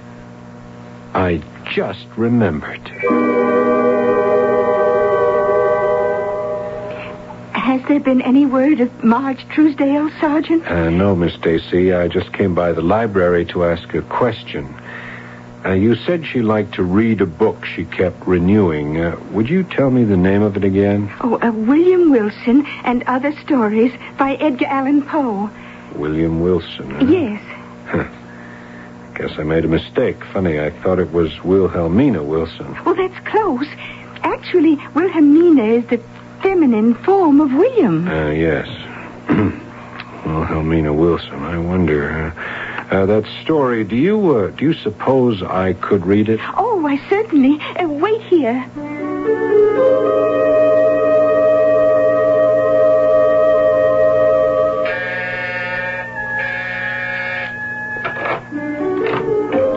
Yes? Miss Wilhelmina Wilson? Yes? Yes. You dyed your hair, you changed your makeup. Instead of wearing beiges and browns, I see you've gone in for blues and grays. It does give you a different look. Who are you? Oh, sorry. I'm a police detective, Sergeant Joe Keller. May I come in? Why? I want to talk to you about Margaret Truesdale. All right. What do you want to know? First, I'd like to know if you'll marry me. You... What? Well, not right away. We'd have to get to know each other better, although I know all about you already. What do you know about me? Yeah, start with a girl just in her teens. Father dies, her mother remarries. Will the stepfather accept her? And then the mother dies and the stepfather remarries. Will the strange new woman accept her as a daughter? Why do you want me to relive all this? She thinks she's a very unattractive girl. Oh, I was. Pale and skinny, always sick. So they bring you to a friend, Dick Sparta, a swimming coach, and you work out every day. Yes, I did. Hour after hour. And it changes you. It also becomes obvious to everyone that you could be a great swimmer. Yes. And everybody begins to count the money, taste the glory. Yes. At first, Sid and Molly were only thinking of me. Later, the thing just overpowered them, blew their perspectives crazy. At first, I was so happy because finally I could do something to please them, repay them for all they did for me. You were a good little obedient girl. Yes, but after a while it became torture. Every stroke was agony. Every lap was... I don't want to say... purgatory. I understand. But couldn't you face them? Couldn't you say, look, Mom, look, Dad, I was scared. I was still very insecure. Besides, I told you they had changed. Now all they could talk about was how rich, how famous we would become. The fantastic things we could do. And then you read that story, William Wilson, about a man who has another self. Yes, another self. That was what I needed. And so inside me, I created Wilhelmina Wilson. Inside, I was Wilhelmina Wilson. Every time I swam, I would say, Wilhelmina Wilson. Oh, how I wanted to run away. Just disappear. But where could I go? How would I live? All I ever learned to do was swim. Couldn't you study something? Oh, not after the kind of day I put in. Matter of fact, I wanted to take a secretarial course, but Sid and Molly both jumped on me. What do you need that for? You'll never use it. You're going to be rich. You know what I did? I tried to raise money by entering contests under the name of Wilhelmina Wilson. And I never won anything at all. Until... Yeah, I know. I bought a 50-cent lottery ticket in the name of Wilhelmina Wilson, and that did it. Can you imagine? The minute I saw that winning number, I took this apartment. That's how I found you. $25,000. It can give me a start. Yeah, but where does this leave me? Your parents reported you as a missing person. I'm a police officer. I found you. I can't go home. Do you know why? I just can't swim anymore. I can't take the pressure. I'm out of it. That's going to break their hearts. They're broken-hearted now. But this way, they'll still have their dreams. That I could have been the greatest swimmer in the world. No. I can't go back. Yes, you can. No. I'm no longer scared little Margie Truesdale. And they wouldn't understand Wilhelmina Wilson. They would never forgive her for wasting that chance of a lifetime. Do you know who they could understand, forgive, and accept? Who? Mrs. Joseph Keller. Who is she? She would be my wife. But I don't know you. Don't you want to get to know me? Well, I don't know. I suppose I could. By that time, the Olympic trials will be over. Oh, they'll never forgive me. Sure they will. Once we make it very clear that you forgive them.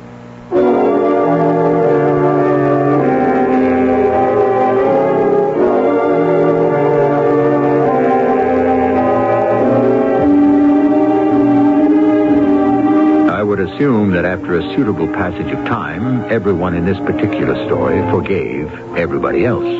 Although why and for what is not exactly crystal clear. After all, we do our best to reach a goal, but so many times that goal isn't even our own. I'll be back shortly. If you're looking for a sensible way you can profit instead of being squeezed by today's high interest rates, call this toll-free number right now. 800-228-5000. Ask the operator to send you detailed information on Dreyfus liquid assets. Find out how you can take advantage of the income-earning opportunity that Dreyfus offers with its money market fund. Consider the benefits. Your money works hard because you participate in today's rising money market, and it's always available when you need it. Plus, you get the flexibility of withdrawing cash by phone or writing checks to pay larger bills. No charge for the checks and never a penalty or sales charge. Today, you owe it to yourself to earn as much as you can on your money. So call 800-228-5000 for complete information and a prospectus including management fee, charges, and expenses. Read the prospectus carefully before you invest. Learn how you can get the lion's share of today's high interest rates from Dreyfus Liquid Assets. 800-228-5000. Toll free. 800-228-5000. Dreyfus pays for the call. This week on the Chisholms, the journey continues as they leave the security of the wagon train behind to strike out for the promised land called California. We're heading our own way to California. I think we should give it careful thought. Staying with the wagon train would be safer. You'll be traveling through mostly uncharted territory. I'm afraid of what might happen. Who will survive the last great American adventure? The Chisholms, starring Robert Preston and Rosemary Harris. Saturday night at 8, 7 Central on CBS Television. Starring Robert Preston and Rosemary Harris. Saturday night at 8. You can sing Smoke Gets in Your Eyes, but when it gets into everyone else's eyes and nose and throat, it's no musical matter. Your lung association says cigarettes are a personal health hazard, and secondhand smoke is offensive to all non-smokers. Give us all a break. Let the Lung Association help you kick the habit, for your sake and for everyone's life and breath.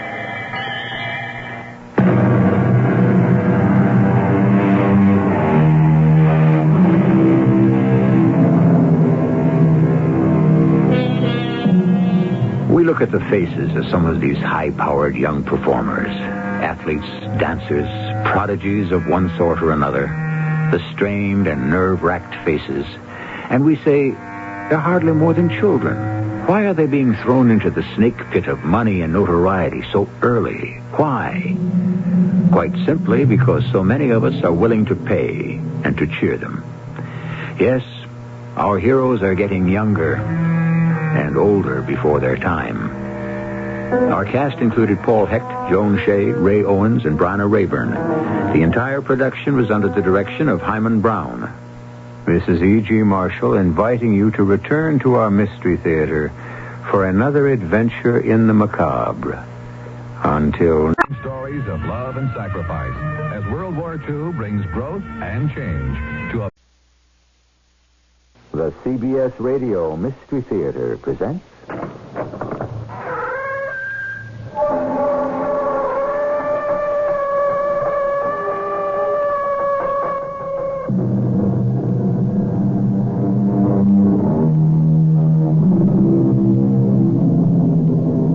Come in. Welcome. I'm E.G. Marshall. Since trifles make up the sum of things, half our misery from our foibles springs. Yes, trifles. Little unnoticed, unimportant, insignificant threads. Too trivial, perhaps, to be worth anyone's attention. And yet, they have a most inconvenient way of growing and twisting and twining themselves together. And soon, these slender, fragile filaments can weave themselves into a rope that is both long enough and strong enough for, well, what has been the ultimate purpose for many a rope? Everybody is always trying to sell me something. Well, why shouldn't they? You have so much money. And I intend to hold on to it. And you, sir, what are you selling? A crown. What do you mean by a crown? A crown, a scepter, a throne, a kingdom. You're crazy. And you're interested.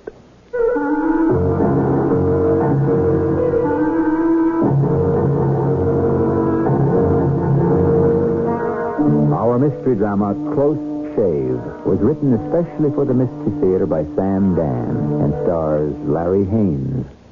It is sponsored in part by ARM, Allergy Relief Medicine, and Buick Motor Division. I'll be back shortly with Act One.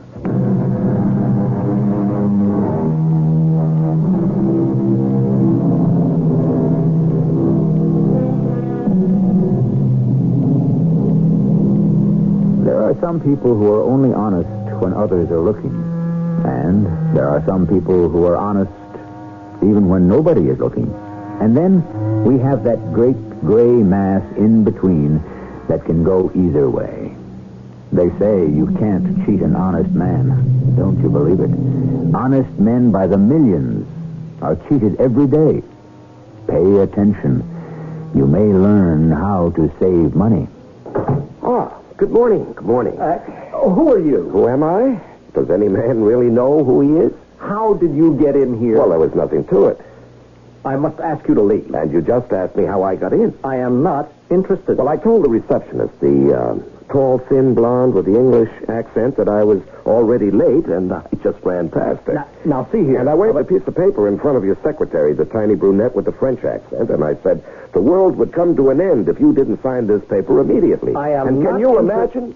She believed me. I shall call a security guard and have you escorted out of here. Oh, yes, indeed, the security guards. Do you want to know how I got past the two on duty down in the lobby? Of course you do. You and your fabulous security. I just flashed this badge at them. Now, you see what it says? Inspector General, the Fenris Security System. They even saluted me. How dare you? I had it specially made. You see how vulnerable, how helpless you are, how useless your so-called security... Who are you? Mr. Fenris? My name is Algernon Pepper.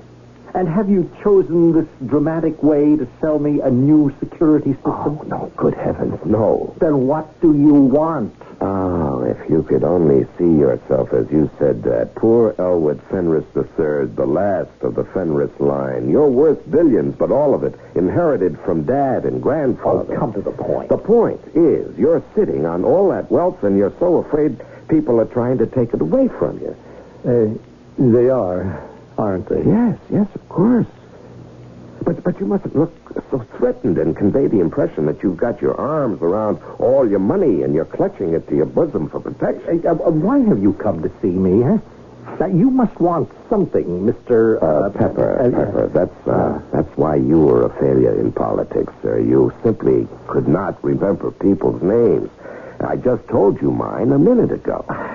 I asked a question that you are either unable or unwilling to answer. Mr. Fenris, tell me, what do you want more than anything in the world? I know.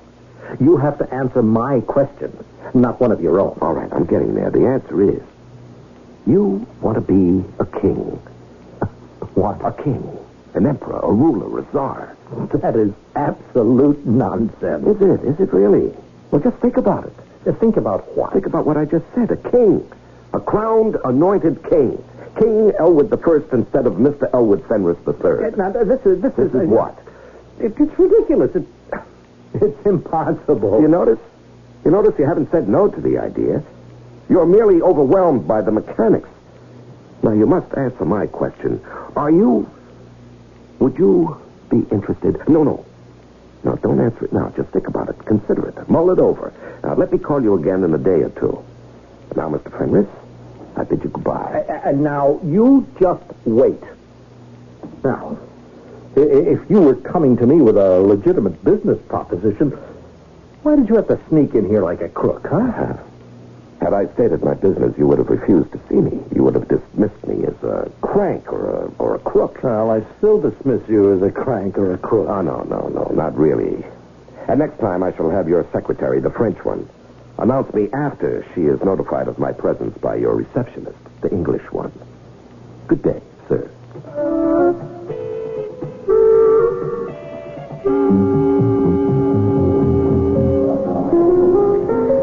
I don't know what you're trying to do, Algernon. Lolly, my dearest. Just have faith. Well, you have to explain it. All right. How would you like to marry Elwood Fenris III? How could I ever get to marry Elwood Fenris? Well, darling, you're getting bogged down in the mechanics of the thing. Just give me your answer, Well, sure, but how... Look, it isn't really that difficult. After all, 6 women have already done it. And at least 4 of the 6 were not as good-looking as you are. Okay. So, where is this going? All you need to marry Elwood Fenris is the confluence, as it were, of the proper circumstances. Oh, sure. Am I to conclude, then, that you have no objection? Who, me? Huh, none at all. You have to work at it. And what does that mean? Well, a certain Nurdan Salaba shows up at the club here almost every night, huh? Nurdan Salaba? Yes, he's the ambassador to the UN from Dalziel. Oh, him. Yes, he plays at your table all the time. Mm-hmm. Yeah, he likes blackjack. Yeah. Does he win or lose? Well, why should you be interested in some small potato from that 2-by-0 country? Does he win or lose? Well, he loses, mostly. Does he, have the look? The look? Yeah. Now, honey, you worked in the casino long enough to recognize that look on the face of a guy who's getting himself in a little too deep. He's got the look. Good. And what does this have to do with me getting married to Elwood Fenris III? This, Nurdan Salaba is going to be the, best man at the wedding. Oh, yeah? Mm-hmm. And what are you going to do? Oh, I'm, going to give the bride away.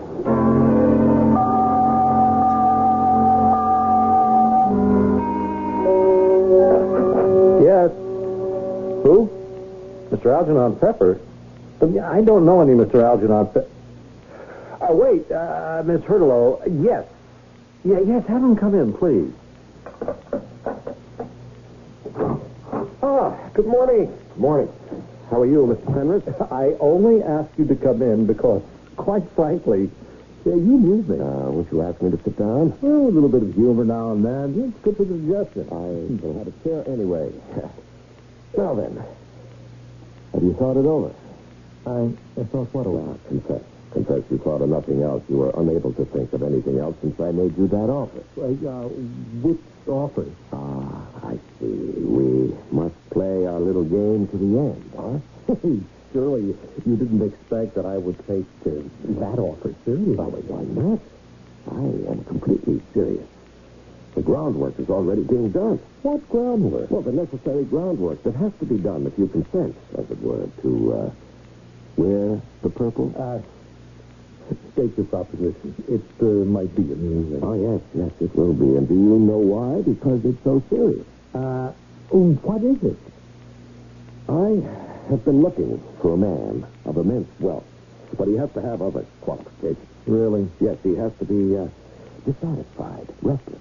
And what makes you think that I am? Oh, do you deny it? Well, absolutely. Fine. In that case, Mr. Fenris, I shall leave and return when you're ready to hold a meaningful discussion. Just what are you after? What do you do with yourself all day? The answer is nothing. You sit atop a vast and complex financial empire, but it runs on its own power without you. That is not so. And whenever you've decided to insert yourself into the actual management, the results have been disastrous. Hey, how dare you come into my Well, office? fortunately for you, your forefathers amassed more wealth than you could ever hope to dissipate. Oh, sir, I will have to ask you to leave. And so you tried politics. Now, many wealthy men have succeeded in that endeavor, but it didn't work for you. You were lacking that, that touch, the smile, the manner. I saw a picture of you kissing a baby. You hated that child. I did not. Oh, yes, it was obvious. The look on your face. You appeared to be physically repelled. Now, we may just as well carry the story to its harrowing conclusion. You are a failure at everything, even at love. Well, I'll have you know that I've had some of the most beautiful women. What you should say is you've bought some of the most beautiful women, but you couldn't keep them. You've had 7 wives. 6. Very well, 6 wives and 6 divorces. They only married me for my money. Well, for what other reason should they have married you? Well, now, let us consider Mr. Elwood Fenris III. Is he stupid? No. Is he uneducated? No. Is he untalented? No. Is he really unattractive? No. Then, what is Mr. Fenris's problem? Why is he a failure? Why is he unfulfilled? Oh, I am getting bored with this ridiculous charade. The trouble with Mr. Elwood Fenris III is that he does not live in the world of Mr. Elwood Fenris I, or even Mr. Elwood Fenris II. These men were buccaneers, freebooters, pirates. I will not tolerate this socialistic slander. These men were free to operate as they pleased. No laws, no restrictions. Hey, I've heard enough. Oh, you haven't heard anything yet. Do you know your problem? You hate this country. This is no longer the country your grandfather knew. There were no laws to prevent him from robbing the people. He did not rob. He took what he wanted, like a feudal baron. You, on the other hand, his grandson, you went to the people, hat in hand, and you bowed and you scraped and you said, vote for me. Please, vote for me. Well, the people turned you down. So you have rejected the people. And shall I prove it? I defy you to. Your receptionist is English. Your secretary is French. Your security force, well, you just don't hire a few private cops. Oh, no, you have created the Fenris Security Forces.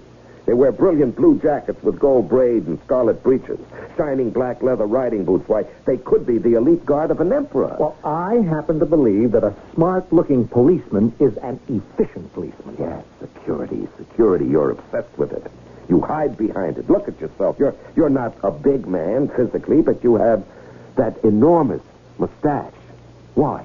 What? Well, because it flatters me. Because it hides you. It's part of your security. Oh, if you could only be a king. A king has power. He doesn't have to hide behind anything. Your grandfather was a king, even though he didn't wear a crown. Now, how would you like to be the real thing? Shall I tell you where you can be a king? Huh? Would you like to know? Well, just for the sake of argument, and to carry this ridiculous conversation to its illogical conclusion. Where?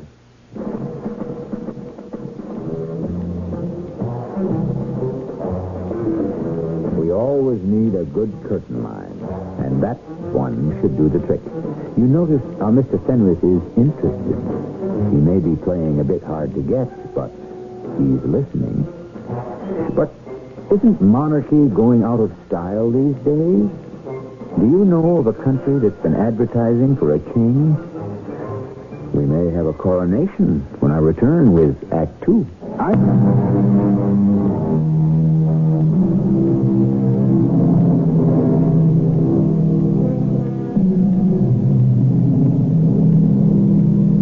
Mr. Elwood Fenris III is one of the richest men in the world. Still, you should feel sorry for him. He really isn't happy. Now, I realize that many of you will automatically respond, isn't that just too bad? However, let us not lose sight of the fact that we are all supposed to be equal, and that rich people are also human, which means they also have to suffer. You know the old saying, poor people, poor problems. Rich people, rich problems. Yes. Mr. Fenris, you're angry. Why? Because I offer you a chance to become a king? Do you believe in divine right? No. Then, if kings are not appointed up above, then they're obviously selected here below. Is that stating the case? Yes, I would imagine. Then, what we're concerned with is a selection process. You know, I wish I knew what you were really up to. All right, now, I happen to know of a country that's in the market for a king at this point. In the market? Well, in the manner of speaking. Now, for many years, they were a monarchy. Then the king passes away without male issue. There was a daughter, but because of the Salic law that pertains there, she was ineligible for the crown. So, do you follow this? I'm not sure. Yeah, well, it doesn't matter. But the country is now a republic. It's not happy. A powerful faction seeks to reinstitute the monarchy. What is this country? You get time. Now, wait. They were going to offer the crown to a member of one of the old and established European royal families, the Bourbons, the Habsburgs, and so on. But someone said, why not an American? An American? Yes, this would mean an immediate friendship with the United States. It could provide all sorts of military and economic aid, not to mention an increase in tourism. In addition to being wealthy, he must also be young, vigorous, and single. Single? Yes, he would be expected to marry the spinster princess. The spinster princess? Well, that's just their word for unmarried, you see. This alliance would cement the monarchy, as it were. It would legitimize it and give it the necessary aura of continuity with the old regime. Spinster? Yes, I just happened to have here a picture. Of course, it's only a snapshot. Yeah. She's beautiful. Oh, yes, there's no doubt about it. And I would have to marry her? Yes, that's the only acceptable arrangement. And now you're wondering, where do I come into all this? Yes. Where? Well, I am best described as a bringer together. It comes to my attention that certain people have certain needs and that certain others are in a position to satisfy those needs. So I then, as I've said, simply bring them together. For a fee, of course. Yes, it's called a finder's fee. You would expect me to pay you? Mr. Fenris, for making it possible for you to become a king, you will pay me the sum of $1 million. What? $1 million? No, don't talk like a man who doesn't have it. But $1 million? It costs you that much and more to get rid of each one of your wives, Mr. Fenris. Now, first, your signature, please, here on the dotted line. How do I know you can deliver? If I can't, you owe me nothing. How could I entertain such a mad notion? How indeed? You know, look, if you don't deliver the goods, then I owe you nothing. Is that true? That's the truth. You leave that piece of paper here with me. I want my attorney to examine it. Do you object? Object? Sir, I insist.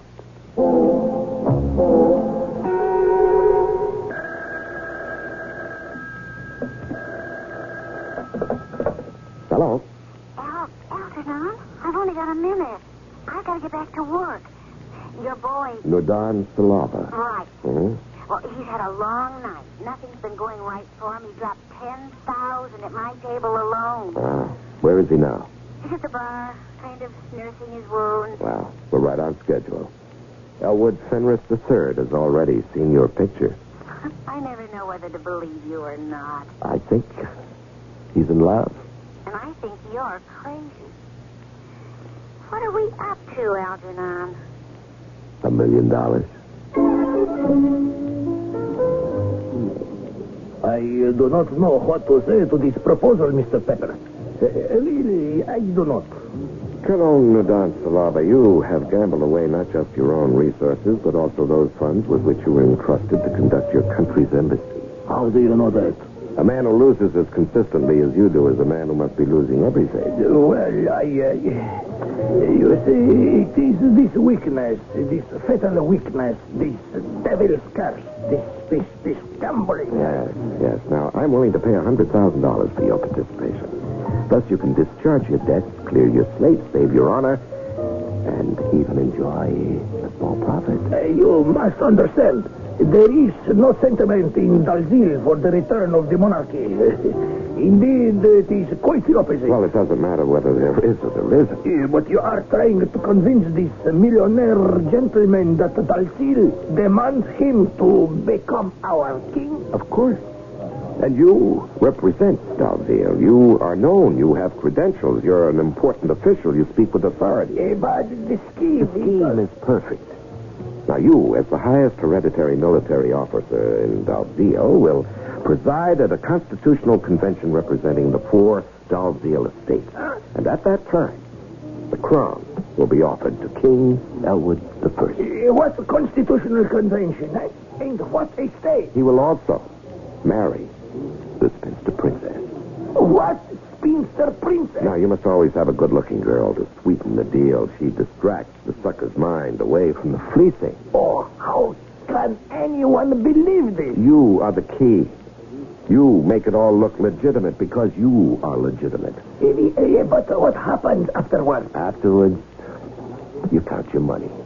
But when he discovers the hoax, what will he do? What can he do? Nothing. Well, no, he's a wealthy, powerful man. All the more reason for him to drop the whole thing. Can he afford to look ridiculous? I don't know. You're sitting here and you're waiting. For what? For salvation.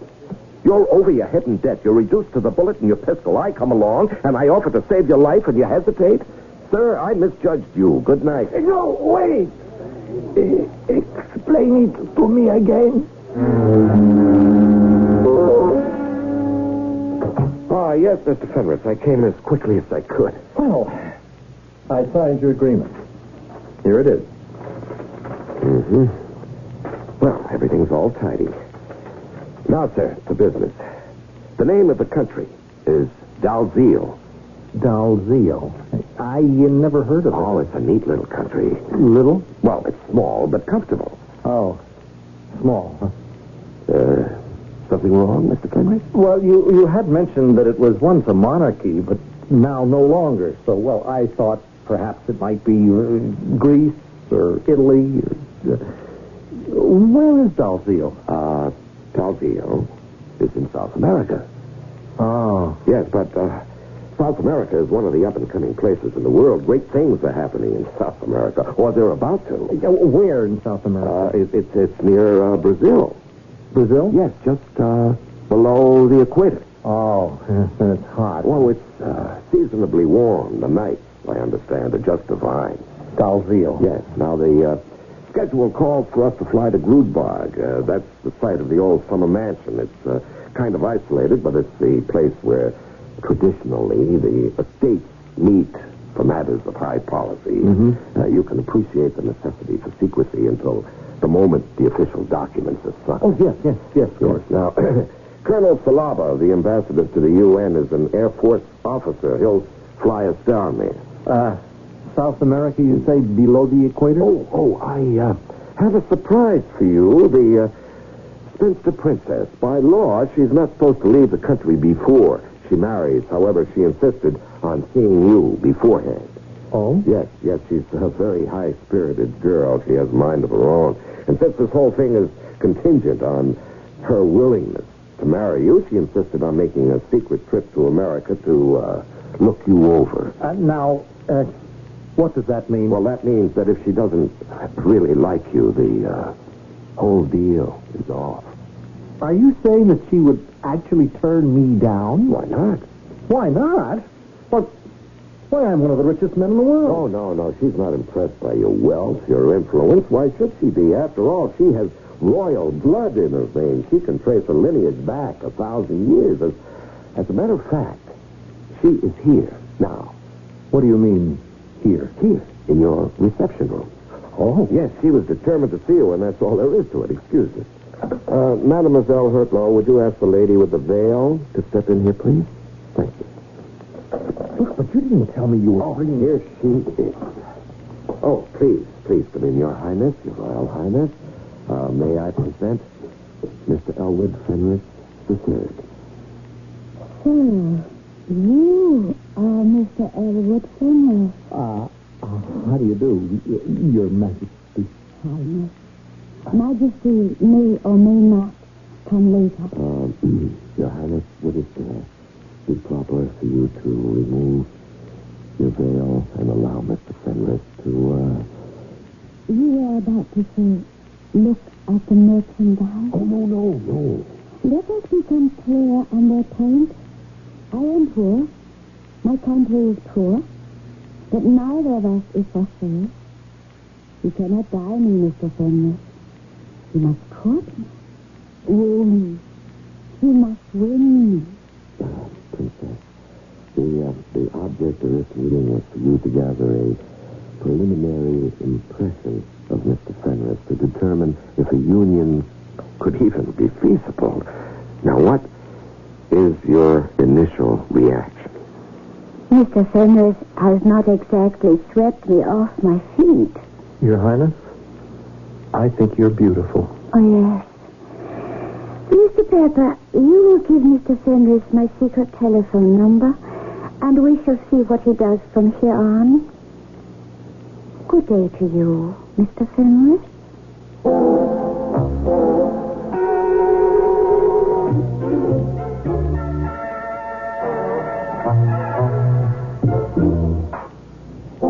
Good day to you, Mr. Fenris. In other words, good day to 100, 200, who knows how many hundreds of millions of dollars. Elwood Fenris III. Has he taken the bait? Is he hooked? If so, can he be landed? Stand by for Act 3 when we may or may not get him into the boat.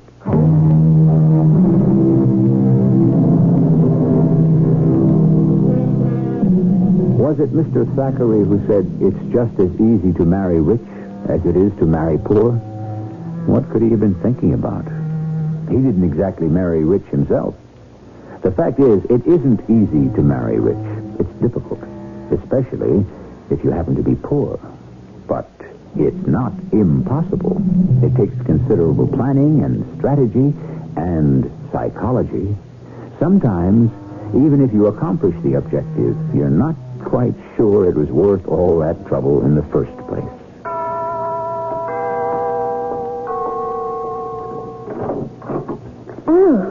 Oh, it's you. Yes, Your Highness. May I come in? Mr. Pepper gave me your address. May I take you out to dinner this evening? No. Oh. I'd hoped I cannot afford to be seen in public. My visit here must be a secret. I could have whatever you like brought in. Oh, no. I shall prepare dinner. You cook? You are surprised? Well, I've never been with a woman who actually cooked. You have been married 6 times. Yes. And none of your wives has ever cooked a meal for you? I'm trying to think. No. Why? Did none of them like you? I suppose you could say that. None of them really like me when you analyze it. Oh, I am sorry to hear that. I don't think anybody likes me. I like you. Why do you like me? Oh, you seem to be a very unhappy person. Is that why you like me? Oh, I don't know. Why are you unhappy? Because, well, I'm different. How? Well, I always got all the things I wanted, but nobody would ever believe that I could actually earn them or deserve them. People would say, well, why should he work for anything? He can get it all for nothing. Do you understand? Yes. Remember, I am a royal princess. All right. Well, people insisted that it all came to me because I was born rich. All my life I've been looking for someone who could just see past my name and my money, just see me. I see you, Mr. Fenris. What do you see? Well, I see a rather lonely person, unsure of himself. What else? I see a person who wants to do something, accomplish something. Except he's not sure he knows what it is. He's a person who is looking to find his way. What else do you see? I could see more if you weren't wearing that huge mustache.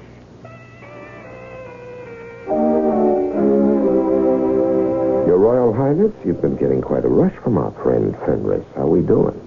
You know something, Algernon? He's a pretty nice guy. Uh-oh. I hope that doesn't mean we're going to blow $1 million. Are you, falling for Fenris? Falling for Fenris. Sounds like the name of a story. What is the story? Oh, he's a very nice guy. Uh-huh. We have just increased in intensity. A few seconds ago, he was only a pretty nice guy. Now, where do we go from here? Well, Ollie, there can't be any future to it. When it's all over, he'll be able to guess who everyone is. Just my luck. I need an interesting guy, and there's nowhere to go with it. You know what you need is a little bit of perspective. Now, in the first place, if it were not for this little scheme of ours, you'd never have met him in the first place. Well, now, be fair, Lolly. The only reason you're interesting to him is because he thinks you're the royal princess of Dalziel, a person who doesn't even exist. Yeah, I guess so. Now, would he be interested in Lolly Dankowitz, a girl who deals the cards in a gambling casino? No, I guess not. I know how you feel. Now, come on. You've always been a smart little girl. Yeah. Yeah, I've always been a smart little girl. Is he right? He's right. Okay, on with the show. I need 3 actors. Actors? 3 Confederates, old-timers I can depend on. I need an airplane and a mansion. A mansion in a secluded place. I thought we were going to Dalziel. He's going to think it's Dalziel, honey. Now, I've got my eye on this place in Florida. But Algernon... We'll fly there at night. Now, how will he know the difference? You think of everything. Oh, yes. I'm so efficient. Sometimes it scares me.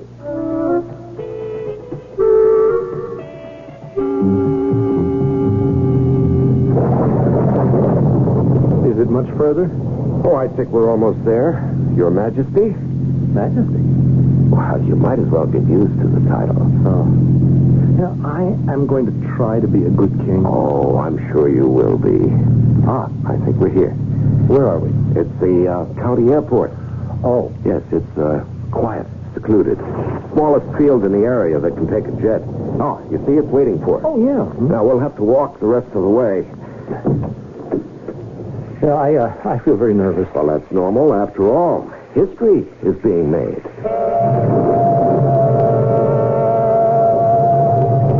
Your Majesty, may I present Colonel Nudan Salaba? Oh, Colonel. Your Majesty, I am honored to be the first of my countrymen to speak that sacred title. Well, I think we'd better get aboard, Your Majesty. We're getting soaked out here. Yes, of course. Oh.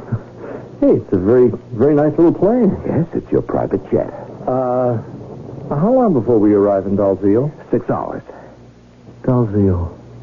Wow, how pretty that name sounds. Colonel Salaba, I have investigated you. Investigated? I mean, I did some reading.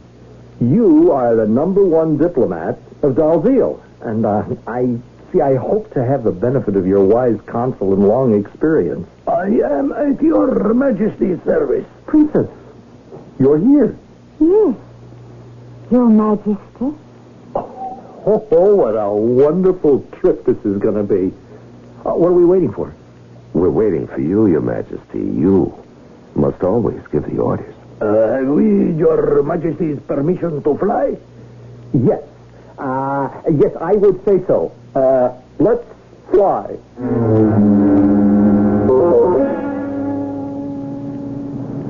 Oh, where are we now? This is the province of Grudbad. The summer mansion is located here. It's a pity the night is so dark. This is a beautiful country. Well, I'll see it all in the morning. I want to see everything and everybody. Oh, you will. What's on the schedule now? In just a few moments, we shall arrive. Waiting for us are the representatives of the 3 other estates. Estates? Yes, I represent the military. Then we have the nobility, the urbans, and the rurals.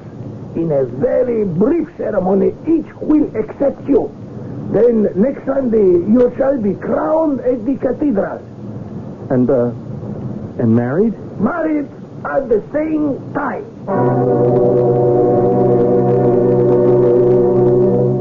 Is everyone here? Yes, let us begin. Representatives of the four Dalziel estates, we are convened to confer the crown on this man named Elwood Fenris III. Is there a dissenting voice? Then let us proceed. The nobility. Who speak for the nobility? I speak for the nobility. I, Dowager Empress. Do you offer the crown to Elwood Fenris III? I offer the crown to Elwood Fenris. Who speaks for the military? I, Colonel Nurdan Sayaba, speak for the military. I offer the crown to Elwood Fenris III. Who speaks for the urban? I, Tolvar Septim, speak for the urban. I offer the crown to Elwood Fenris III. Who speaks for the rural?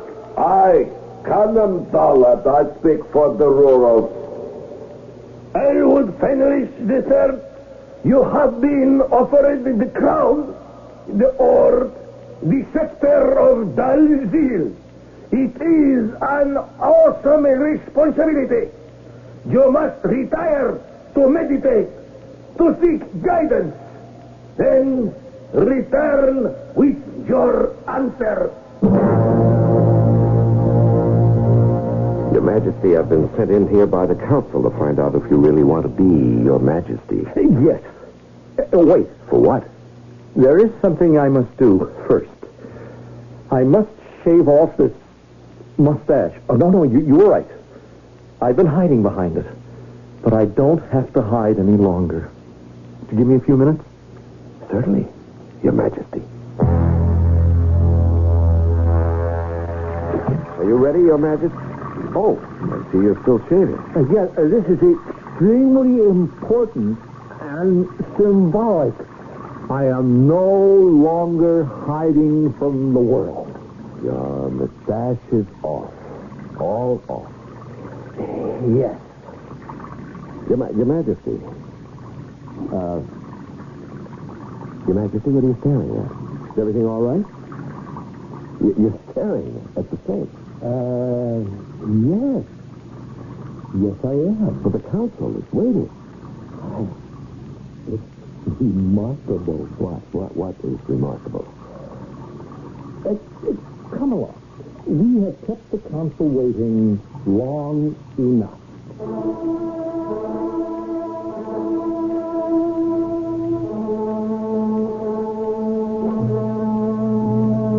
You must admit it went very well, Your Majesty. Yes? Now, we've arranged for the princess to fly back with you to keep you company while you settle things back in the States. You don't have to return here till the coronation next Sunday.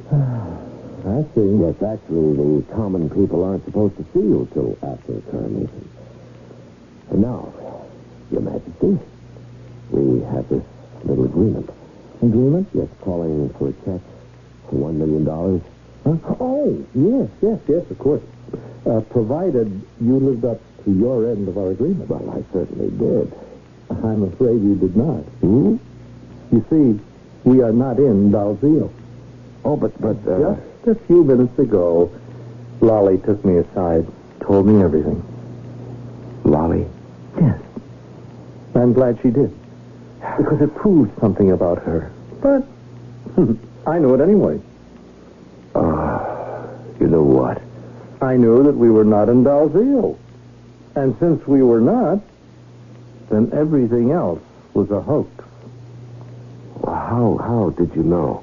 Oh, it occurred to me while I was shaving off my mustache. What? Would you step inside for a moment, Mr. Pepper?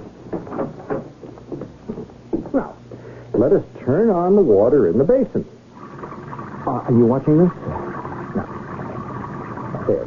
You see how the water swirls down the drain? Huh? Well, that should tell you everything. That doesn't tell me anything. Well, it is a geological phenomenon. You see, when you're above the equator, the water swirls down the drain in a counterclockwise direction. But when you're below the equator, it swirls down clockwise. It does? Mm-hmm. So, from the counterclockwise direction of the swirl, it's obvious we are not in South America. Or at least in that part of it where you would find Dalziel. Well, Mr. Pepper? Yes, Mr. Fenris. However, one good thing came out of it. I found the love of my life, Lolly. Yes, that's true. Thanks to me, you found Lolly. Admit that. Oh, yes, I admit it. Well, then, to be fair, am I not entitled to a finder's fee? You most certainly are. Now we're talking. How much did you have in mind? How much? Uh-huh. You mean money? Oh, surely, Mr. Pepper, you would not debase so tender a relationship like the one of love by even the merest mention of filthy lucre. Let your fee, your payment, be that warm, delicious glow of satisfaction when you realize that you have brought two lonely people together. Is that not reward enough?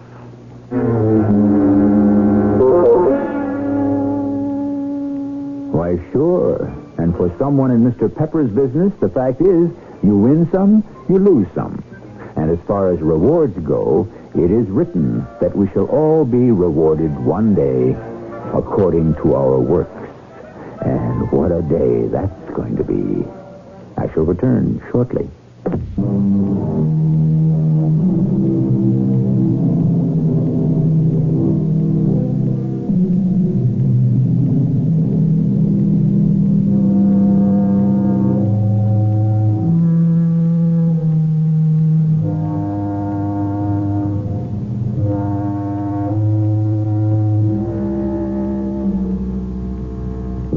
Things in life, the small, unnoticed, disregarded details.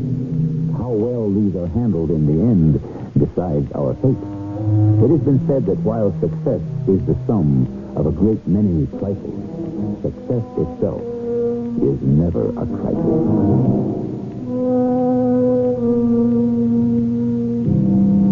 And those who succeed are not necessarily those who think big, but those who are able to think small. Our cast included Larry Haynes, Earl Hammond, and Evie Justice. The entire production was under the direction of Hyman Brown. This is E.G. Marshall inviting you to return to our Mystery Theater for another adventure in the macabre. Until next time, pleasant dreams.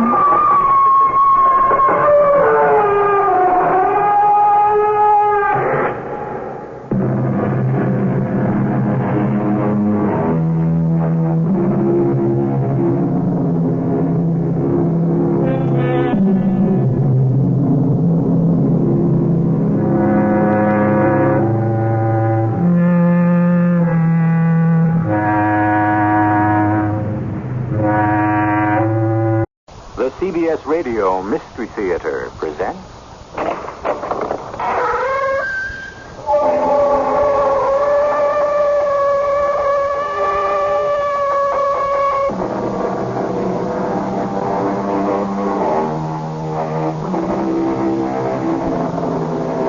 Come in.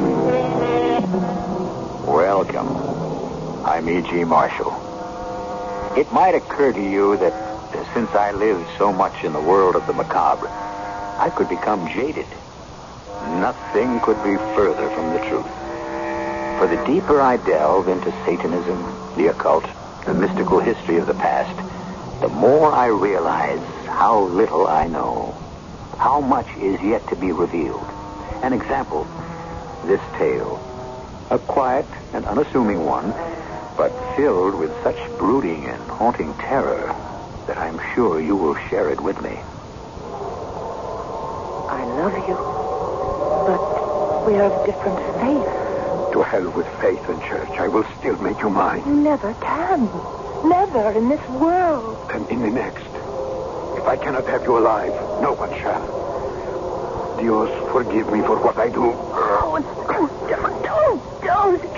Too late. But not you. The God of Jesus' faith will ever forgive.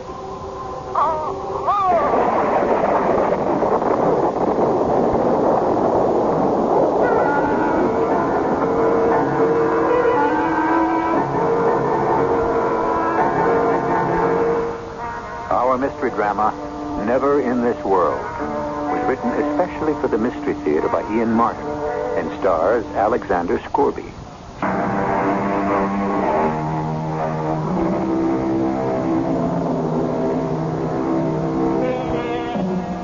According to legend, if a man walked withershins about a church, he would walk right into the arms of the devil. The word withershins is of Gaelic derivation and means to walk contrary to the path of the sun, or counterclockwise. This is the story of an American of Scottish background who, on an idle fancy, challenged the legend at the beginning of this century and stirred up old ghosts from 2 centuries before. Oh, there, girl. Steady on now. All right, Mr. Blodgett. You and Martha handle the bags. Yeah, I'll take care of that, Miss Campbell. Now take my arm, David, and step down carefully. Oh, don't be foolish, Lucy. I can manage by myself. After the siege you've been through, right at death's door. I only had the influenza. That was months ago. Followed by what amounted to a nervous breakdown. That's why we're up here again. Dr. Chambers is an old fusspot. Oh, nervous breakdown. Just plain debilitation, dehydration. But no matter. I'm grateful to him just the same. Oh, smell that good New Hampshire air. Never mind smelling it. Feel it. Chilly as always. You get right in the house. In good time. First of all, a little walk. I think I'll stroll on down, see how Ephraim weathered last winter. But that's nearly a mile's walk. Oh, just a stroll. Now I'm back in the country. It's good to stretch my legs after being pent up these last years in the city. You walk slowly, you hear? And be sure to be back here for dinner on time. You know I don't like to be kept waiting. Yes, dear, I know. Married 24 years to a good woman. No doubt about Lucy being that. She reminds me of it often enough. A placid, uneventful life. Successful business. 1 child, the delight of my life. The rest of it, floating along in a rut, like an autumn leaf on the muddy waters in a wheel track. 50-ish, fattish, and feverish after my first brush with death. Yes, I found I didn't have to be told to walk slowly. I had to. On my way to see my old friend, the Reverend Ephraim Bean. Come in. And behold, I come quickly. Revelations chapter 22, verse 11, I believe. The Right Reverend Ephraim Bean at your service. Don't tell me I've changed that much. Bless the soul, my sight is getting to be a caution. Now, where are my spectacles? Try your forehead. Oh, yeah. David Campbell by Toffet. Is it not? It is indeed. Well, come in, man. Oh, hey, I see. You look in the pink. Sit you down, and I'll refresh you with a glass of cider. And you must tell me all. Not much to tell. Long bout with influenza. 'Tis a plague on the whole country this year. Here now. You'll have a glass? It looks just the ticket. But tell me about your illness. The influenza epidemic this year, the good Lord knows, has been widespread and virulent. Virulent enough in my case. I'd like to have carried me off, but for some last moment's strength I gathered somewhere and so got my reprieve. Oh, tell me, when was its onset? The day after New Year's. Good heavens. Mm-hmm. And it's lasted all the way now into August? Well, the germ itself was brought under control months ago and finally washed from my system. But a curious aftermath, a kind of disease, Or if you want, unease of the mind afflicted me. The medical term of choice, I suppose, would be a nervous breakdown.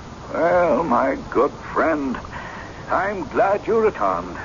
We must shake these shadows from the corner of your soul. If they still persist. I put as good a face on it as I can, but... Yes, Ephraim, they do persist. But something even more than that. Something, some inner voice called me back here. Eh? For what? I don't know. Shall I tell you what haunts and tortures me? And why I was so glad that Lisbeth was not to come? Because I don't know whether it is for good or evil. I only know it must be. Remember Isaiah. Woe unto them that call evil good, and good evil. No, that's not what I said. Not in so many words. But look deep in your heart, David, and ask yourself if somewhere, somehow, the thought is not there. Walking back from the Reverend Bean's on that early August afternoon, I thought long and deeply, trying to find with his suggested key some door to unlock my long depression. But neither then nor on succeeding walks, longer and longer as I grew stronger, could I find an answer to the strange call which tugged at me, but gave me no intimation which way to follow and find the answer. But where do you go on these long rambles of yours? Oh, nowhere in particular. I just like to walk, to listen to the drowse of the bees, and feel the wind in my face. The wind. Oh, yes. First thing we know, you'll be back with the influenza again if you don't stop exposing yourself to the chill. I doubt it. That's past. You're still determined to go off on this jaunt today? Oh, yes. Now I feel strong enough. I've always wanted to go back up to the Devil's Glen. Oh, so many happy times there with Lisbeth when she was a child. Well, you have your lunch all packed up that Martha made for you. Yes, Lucy. Now, don't dilly-dally till too late. Martha says her rheumatism is acting up, and that means a thunderstorm is on the way. It was a glorious Sunday afternoon. And after lunching at the Devil's Glen and basking a while in happy old memories, I was tempted to walk just a little farther up a trail I'd never taken before. I followed the stream a little, and then the trail bent into the woods. All of a sudden, I broke from the trees into a clearing, in the center of which stood the ruins of an old church and a weed-covered graveyard beside it. After pottering around, greeting some of the weathered headstones, this cursed whim struck me. I'd not been to church that morning, and on an impulse, as if obeying some order from beyond imagining, before heading for home, I was driven to circle the church twice with a shins. Perhaps recalling some ancient dare as a boy that I'd refused to take because of legend. No danger befell me, except that I was suddenly swept by a wave of exhaustion. With a sigh, I sat on a little bench, stretching out my legs. I found that my feet were resting on the edge of a flat tombstone. I could barely make out the legend. Jose Ribeiro. These bones lie here in an alien land. The life struck down by mine own hand. With heavy-lidded eyes, I tried to trace the date etched in Roman numerals, but a great crack across the stone obscured some of the characters. And besides, by that time, I found myself asleep. Dear Jose, I cannot. Never. You must. You love me. I love you. But we are of different faith. To the devil with faith and church. I will still make you mine. You never can. Never in this world. Then in the next. If I cannot have you alive, no one shall. Dios, forgive me for what I do. Oh, no. It's too late. It's not you. That God of Jesus' face will ever forgive. No, my...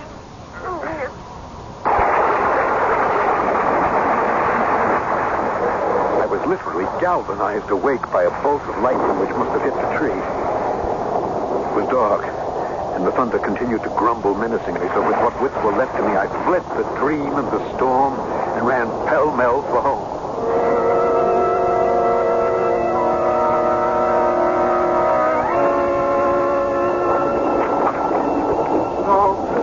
Letting myself in, I could hear my wife hectoring poor Martha in the kitchen about something. Gratefully, I stole upstairs, leaving my dripping greatcoat in the hall. I shut my bedroom door behind me, locking it with some strange reflex. Found a match not too wet to strike, and fumbled with cold fingers to light the lamp. I trimmed the wick, and I put the chimney back. Then I turned up the lamp and checked my pocket watch. Still time for dinner. At least Lucy could not complain of that. Now, holding the lamp, I crossed to the mirror and... Oh, God in heaven! Who was that? That dark, fierce, lean, and saturnine face of a stranger whose eyes burned into mine as he looked back at me from the mirror. Who indeed? Dark? Lean? Certainly not the reflection of red-haired, melancholy, but gentle David Campbell. Who else, then? Why? And how? Can a childish superstition about rounding a church the wrong way really raise up the devil? I'll return shortly with Act 2.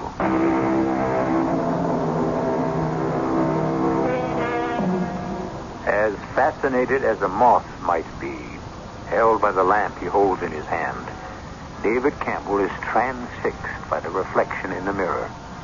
The reflection of a man he has never seen before, who differs from him in every respect.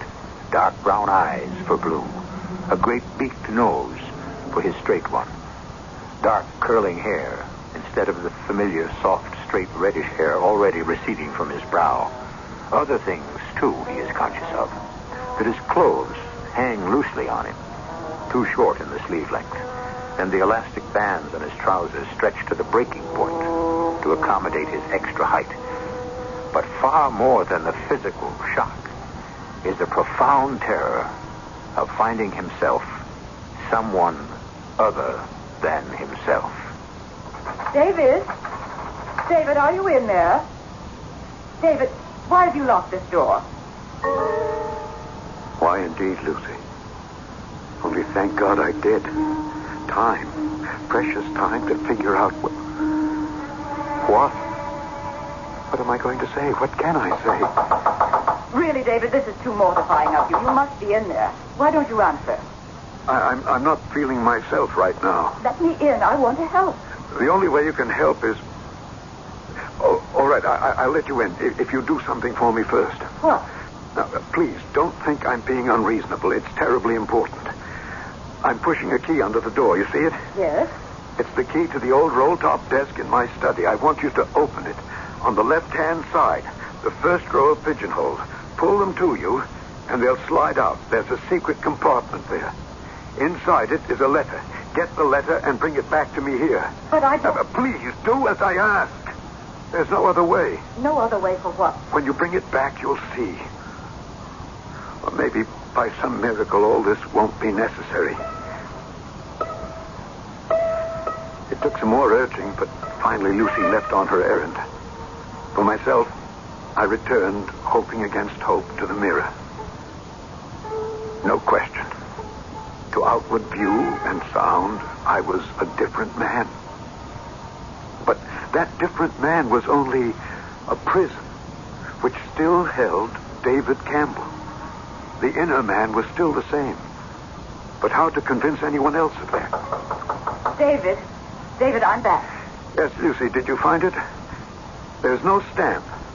Instead, 2 Cupid hearts drawn by pen with an arrow piercing them together, right? Yes, when I was young and foolish, I used to do that. One heart has the letters LCM in it, the other DMC. Of course, but David, this is absurd. We both But know. nobody else knows about this letter. I hope not. It begins, David, I know you want to, but I'm tired of waiting for you to ask me.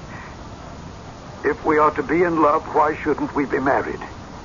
If you won't ask me, I'll ask you. David, hush, Martha might hear. Really? These family secrets shouldn't be spoken out loud. They have to be, otherwise you wouldn't be able to... David, I can't stand this nonsense anymore. Open this door immediately, or I'll have to send for a doctor. Very well, only wait just a moment before you come in. Oh, do stop it. Open the door. Come in, Lucy. Turn up the lamp, David. I can scarcely see. That's quite deliberate on my part. Come in. And close the door. Very well. Now, would you mind telling me what all this fiddle-faddle is about? Keys, secret drawers, old letters? A matter of proof. I want to be sure you know who I am. What's the matter with your voice? Have you caught cold in the rain?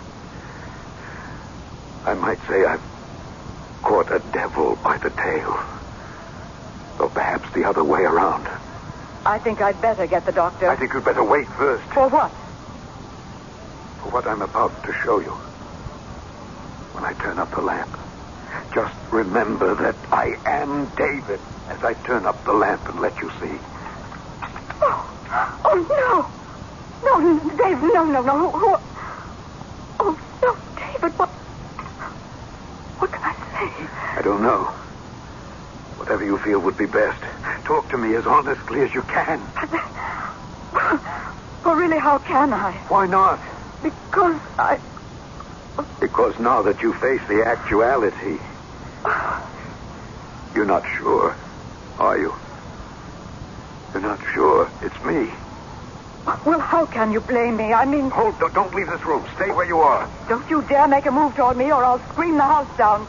We're not alone, you know. Your brother George and his friends are all downstairs. And Mr. Blodgett, the gamekeeper with his gun... It's all right, Lucy. I don't blame you for being scared and very brave at the same time. But the lies are not necessary. They're not lies. The house is full of... Besides us, there is only poor old Martha. My brother George has been dead for 5 years. Blodgett runs a general goods store and lives well over half a mile from us. And I am no stranger, no matter how I look. I'm your husband of 24 years. 25 come this November 23rd. No matter how I look.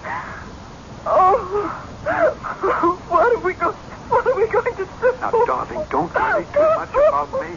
Some way we'll find a way to straighten things out. I'm not worried about you.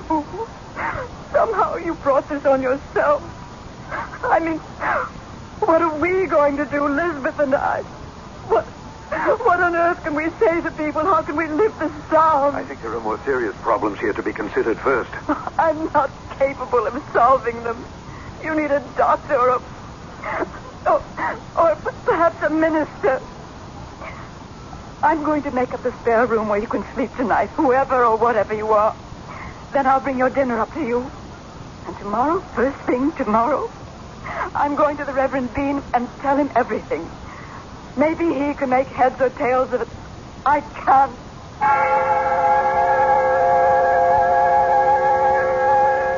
Lucy spoke about you suffering some sort of change that... I bless my soul. Yes, indeed. You do find me changed, then? Oh, without a doubt. I'm rather sorry. I thought to bring my spectacles for once. Do you recognize me by any chance? Not while I wear these. There, I think I shall remove them. And the shock will be less profound, David. Then you do believe I am David? I am a man of faith. But my looks, my voice... A shock, I admit, when seeing all too clearly. Yes, David, I accept you for who you are. But how can you? Because you asked me to. Tell me, how have you suffered this change? I could feel the sting of tears behind my stranger's eyes at the simple kindness of this good man's faith and his friendly trust.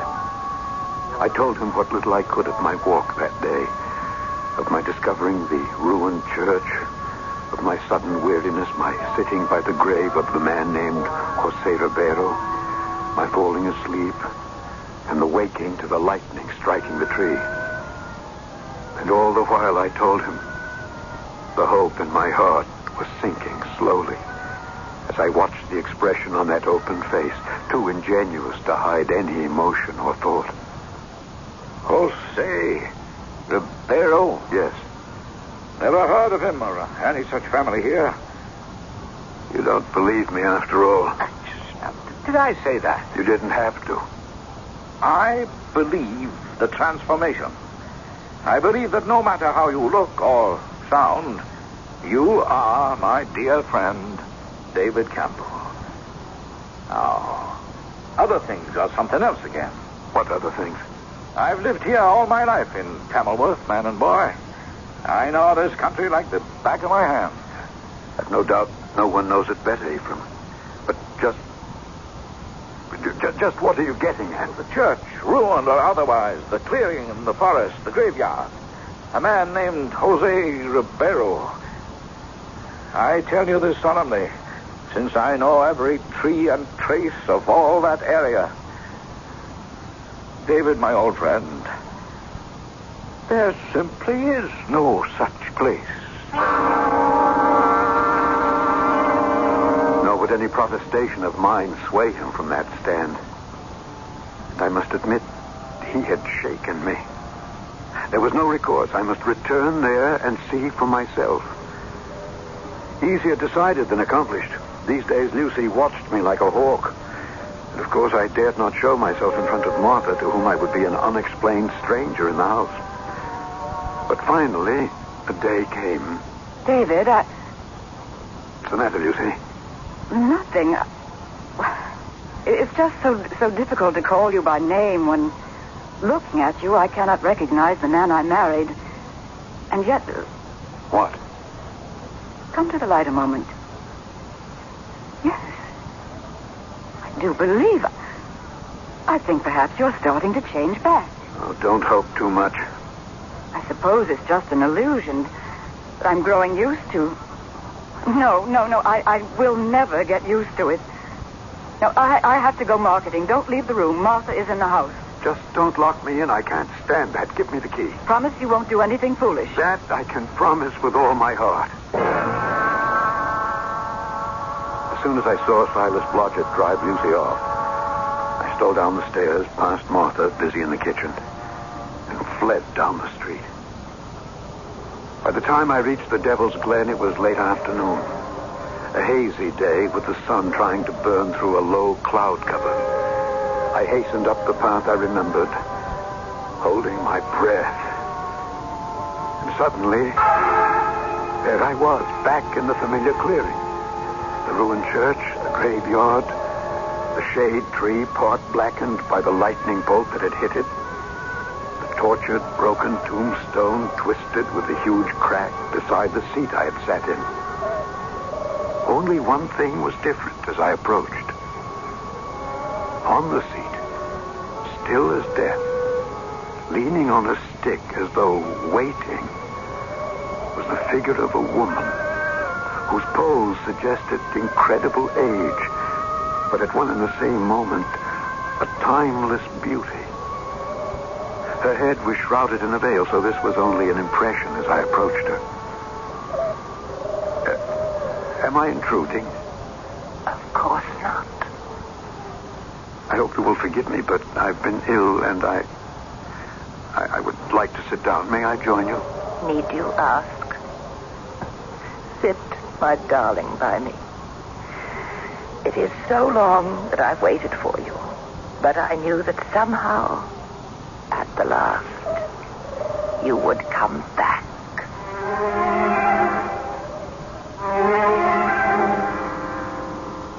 Fantasy or reality? An actual meeting in an actual place? Or some strange fixation of the mind? And if so, on whose part? David? Or the woman who turns, casting the veil aside, a face that is at once as lovely as it is ancient? A woman who, with eyes half shut, might appear to the beholder, as she does to David, the loveliest and most desirable thing in the world. I'll return shortly with Act 3.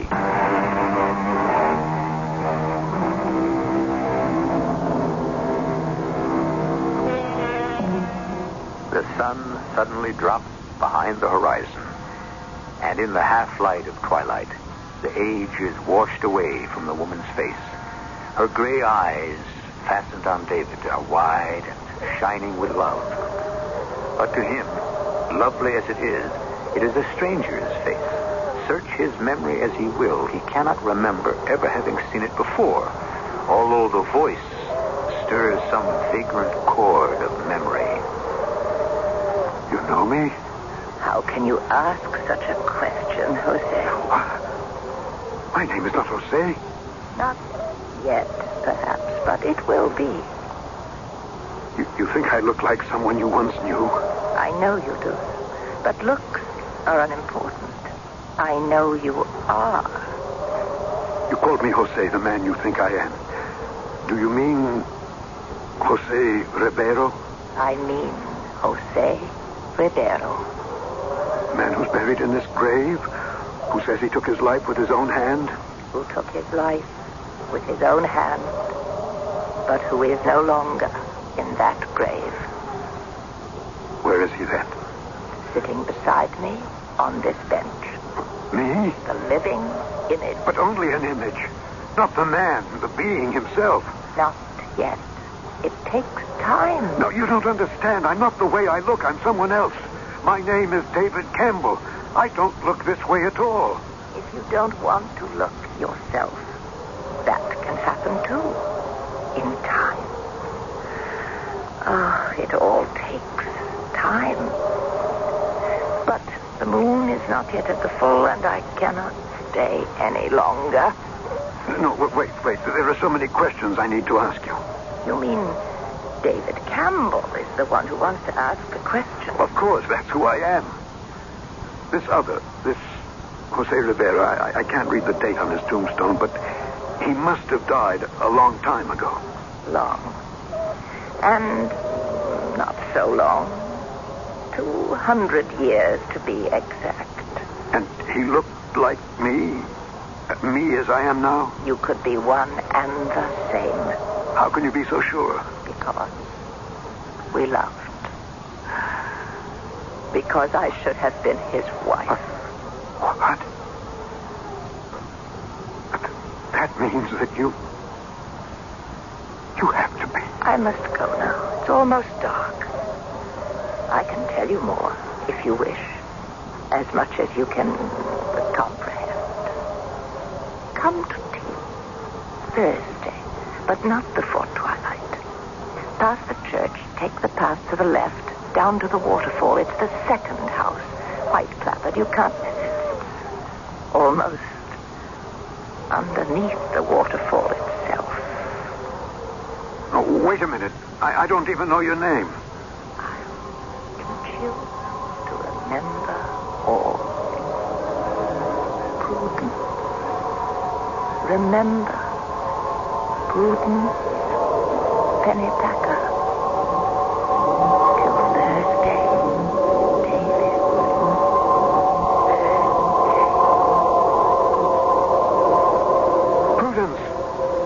Prudence! I was suddenly conscious that the night was pitch black. Flecks of light floated behind my eyes as they might when closing the lids after watching a shooting star. A sudden idea crossed my mind, but in the dark, it wasn't feasible. Besides, I would be in enough bad odor with Lucy being late to dinner as it was. It could wait till Thursday. I was convinced I knew the answer anyway, to that one question. The others I could hardly wait to pose.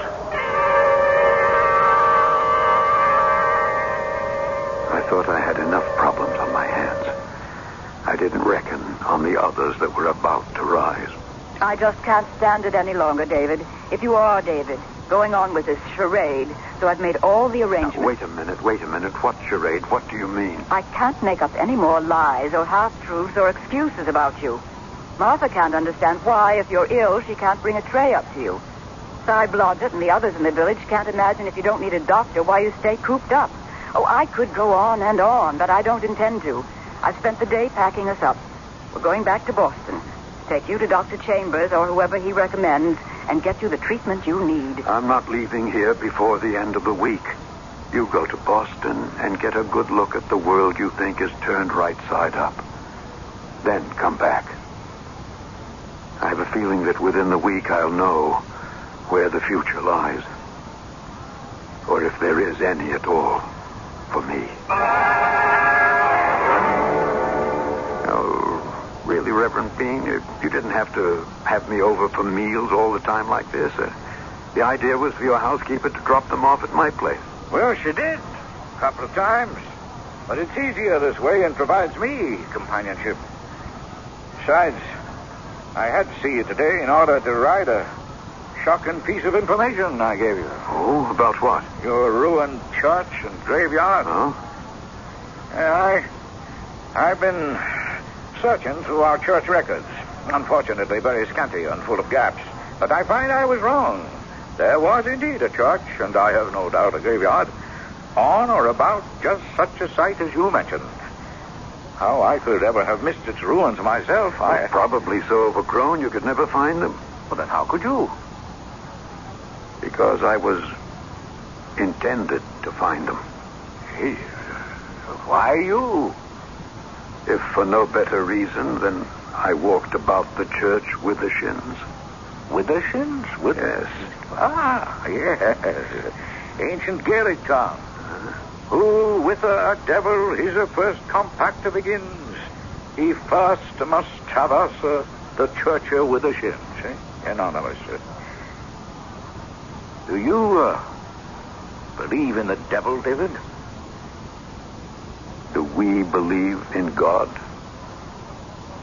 If there is one, there has to be the other. I believe I've made an unwitting pact with the second. No. Even granting that, you can still be saved. If you were indeed a kind of reincarnation of Saint Rebel, if I remember his name correctly. You do. Then more and more you are throwing off his influence and returning to yourself. Oh, David, I declare, the sun makes your hair seem full red again. And you're getting back your own nice, comfortable, roundy look. So there's still hope for me? Always has been. You say there was such a church, though, as I have described. Oh, dear me, yes. Built and established in 1695 by one Hiram Pennypacker. Pennypacker? A curious old name. Very common about these parts once. Still, for that matter. Well, now, you'll join me for dinner. No, Ephraim, good old friend, I think I will make out for myself this evening. Will I see you later? I'm not sure. I may decide to take a long sleep tonight. Lucy's due back in the morning. Ah, then I'll be trotting along. I have a feeling of something undone. Have I forgotten anything? You've forgotten nothing. Not even me, who little deserved to be remembered. Goodbye, old friend. This was the Thursday, and for my own reasons, I must be early. As soon as Ephraim was gone, I headed for the Devil's Glen and beyond. I went first straight to the graveyard, in the glare of the sinking afternoon sun. It took me some time to find it. A simple headstone with a simple legend. Prudence Pennypacker, 1765, 1789. But she is in her grave, and oh, the difference to me. That quotation from Wordsworth shocks me beyond belief. For the subject of his lament over a lost love was for a girl named not Prudence, but Lucy. From the grave, with a sense of urgency, I found my way down the path to the house beneath the waterfall, and to the girl who had been buried 200 years ago, and to the end of it all, I hoped, at last. You're late. Things have come up. There won't be time for tea. Not too late for some explanations. That depends on what you consider an explanation. Who was or is Prudence Pennypacker and Jose Ribeiro? What were they to each other? And where do we fit in? Well, that's asking quite a lot. No, not in my mind. As far as I can discover, both you and Jose have been buried for 200 years. I'm still alive, even if I'm locked like a hermit crab in another man's shell. Where do I go from here? Or you? Or us? Or all of us? I can answer some questions. Jose was a very romantic Portuguese who fled a dictator king who was slaughtering the nobility. With his knowledge of languages and education, he became my father's secretary. Your father was the minister of the ruined church up the hill? Yes. Jose fell in love with me and we wanted to be married, but we were of different faiths. Oh, the dream. What? The dream I first dreamt. Sitting on the bench by your lover's grave, before the tree, and for all I know, I was struck by lightning. Did he really murder you and kill himself?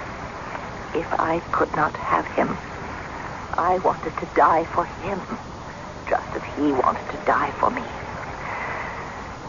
Because of my father and my faith, I was buried in consecrated ground, but because he took his own life and was an apostate, Jose was buried in unhallowed ground. He was forced to wander forever until he could find some other body not owned by the devil.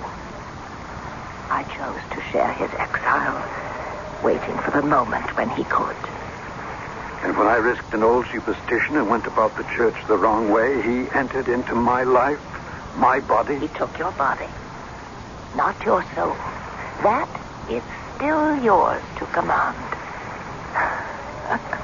But is it so much to hold on to? Would you not rather come with me at last and forever to love and be loved no matter who you are or what your name is? I want to, and yet I don't. I'm afraid. Maybe I can still find my way back to what I was. So go ahead. Try. Perhaps you can if that's really what you want. But just remember, you can have it for only a brief moment. With me, it could be all eternity.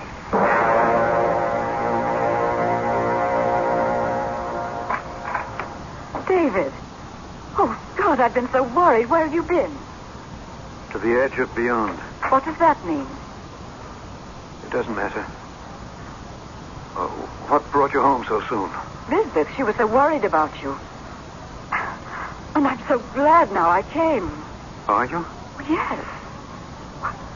You look wonderful. Your old self again, aren't you? Oh? Yes, Lucy. We must start building you up with right food and rest, right? Yes, Lucy. It's a positive miracle.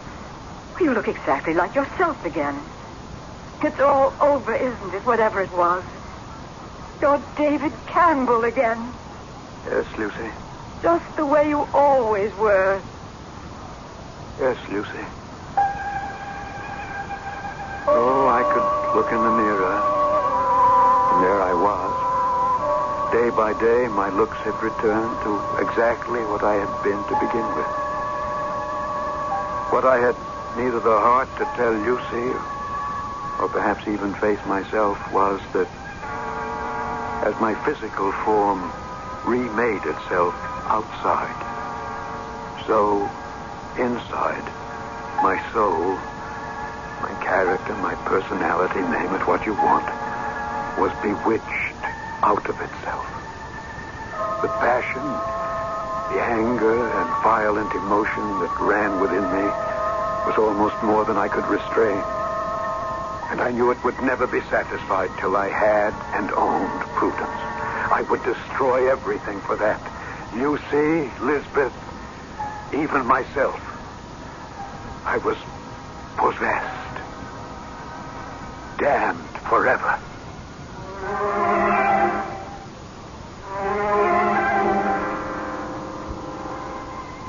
When David Campbell suddenly disappeared, it was the Reverend Ephraim Bean who led the search. A deep instinct told the old man David had returned to the graveyard and the ruined church, but was never found. What was found was David's body, floating in a pool underneath a small waterfall not far above the Devil's Glen. The body lies buried now in one of Boston's most exclusive cemeteries. The body, where the soul has gone, is another question entirely. I'll be back shortly.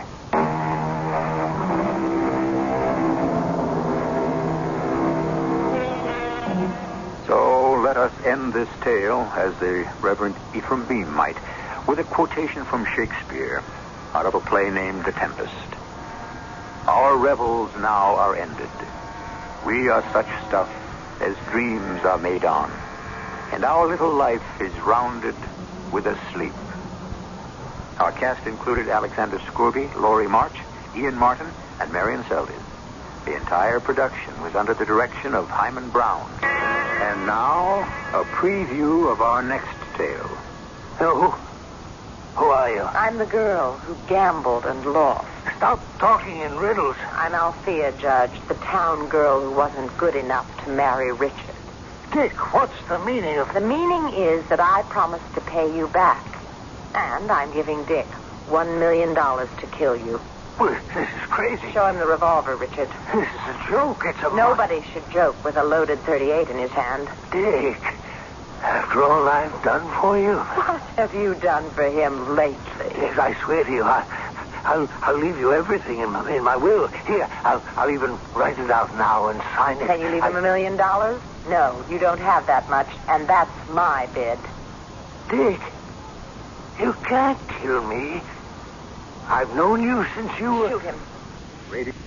This is E.G. Marshall inviting you to return to our Mystery Theater for another adventure in the macabre. Until next time, pleasant dreams.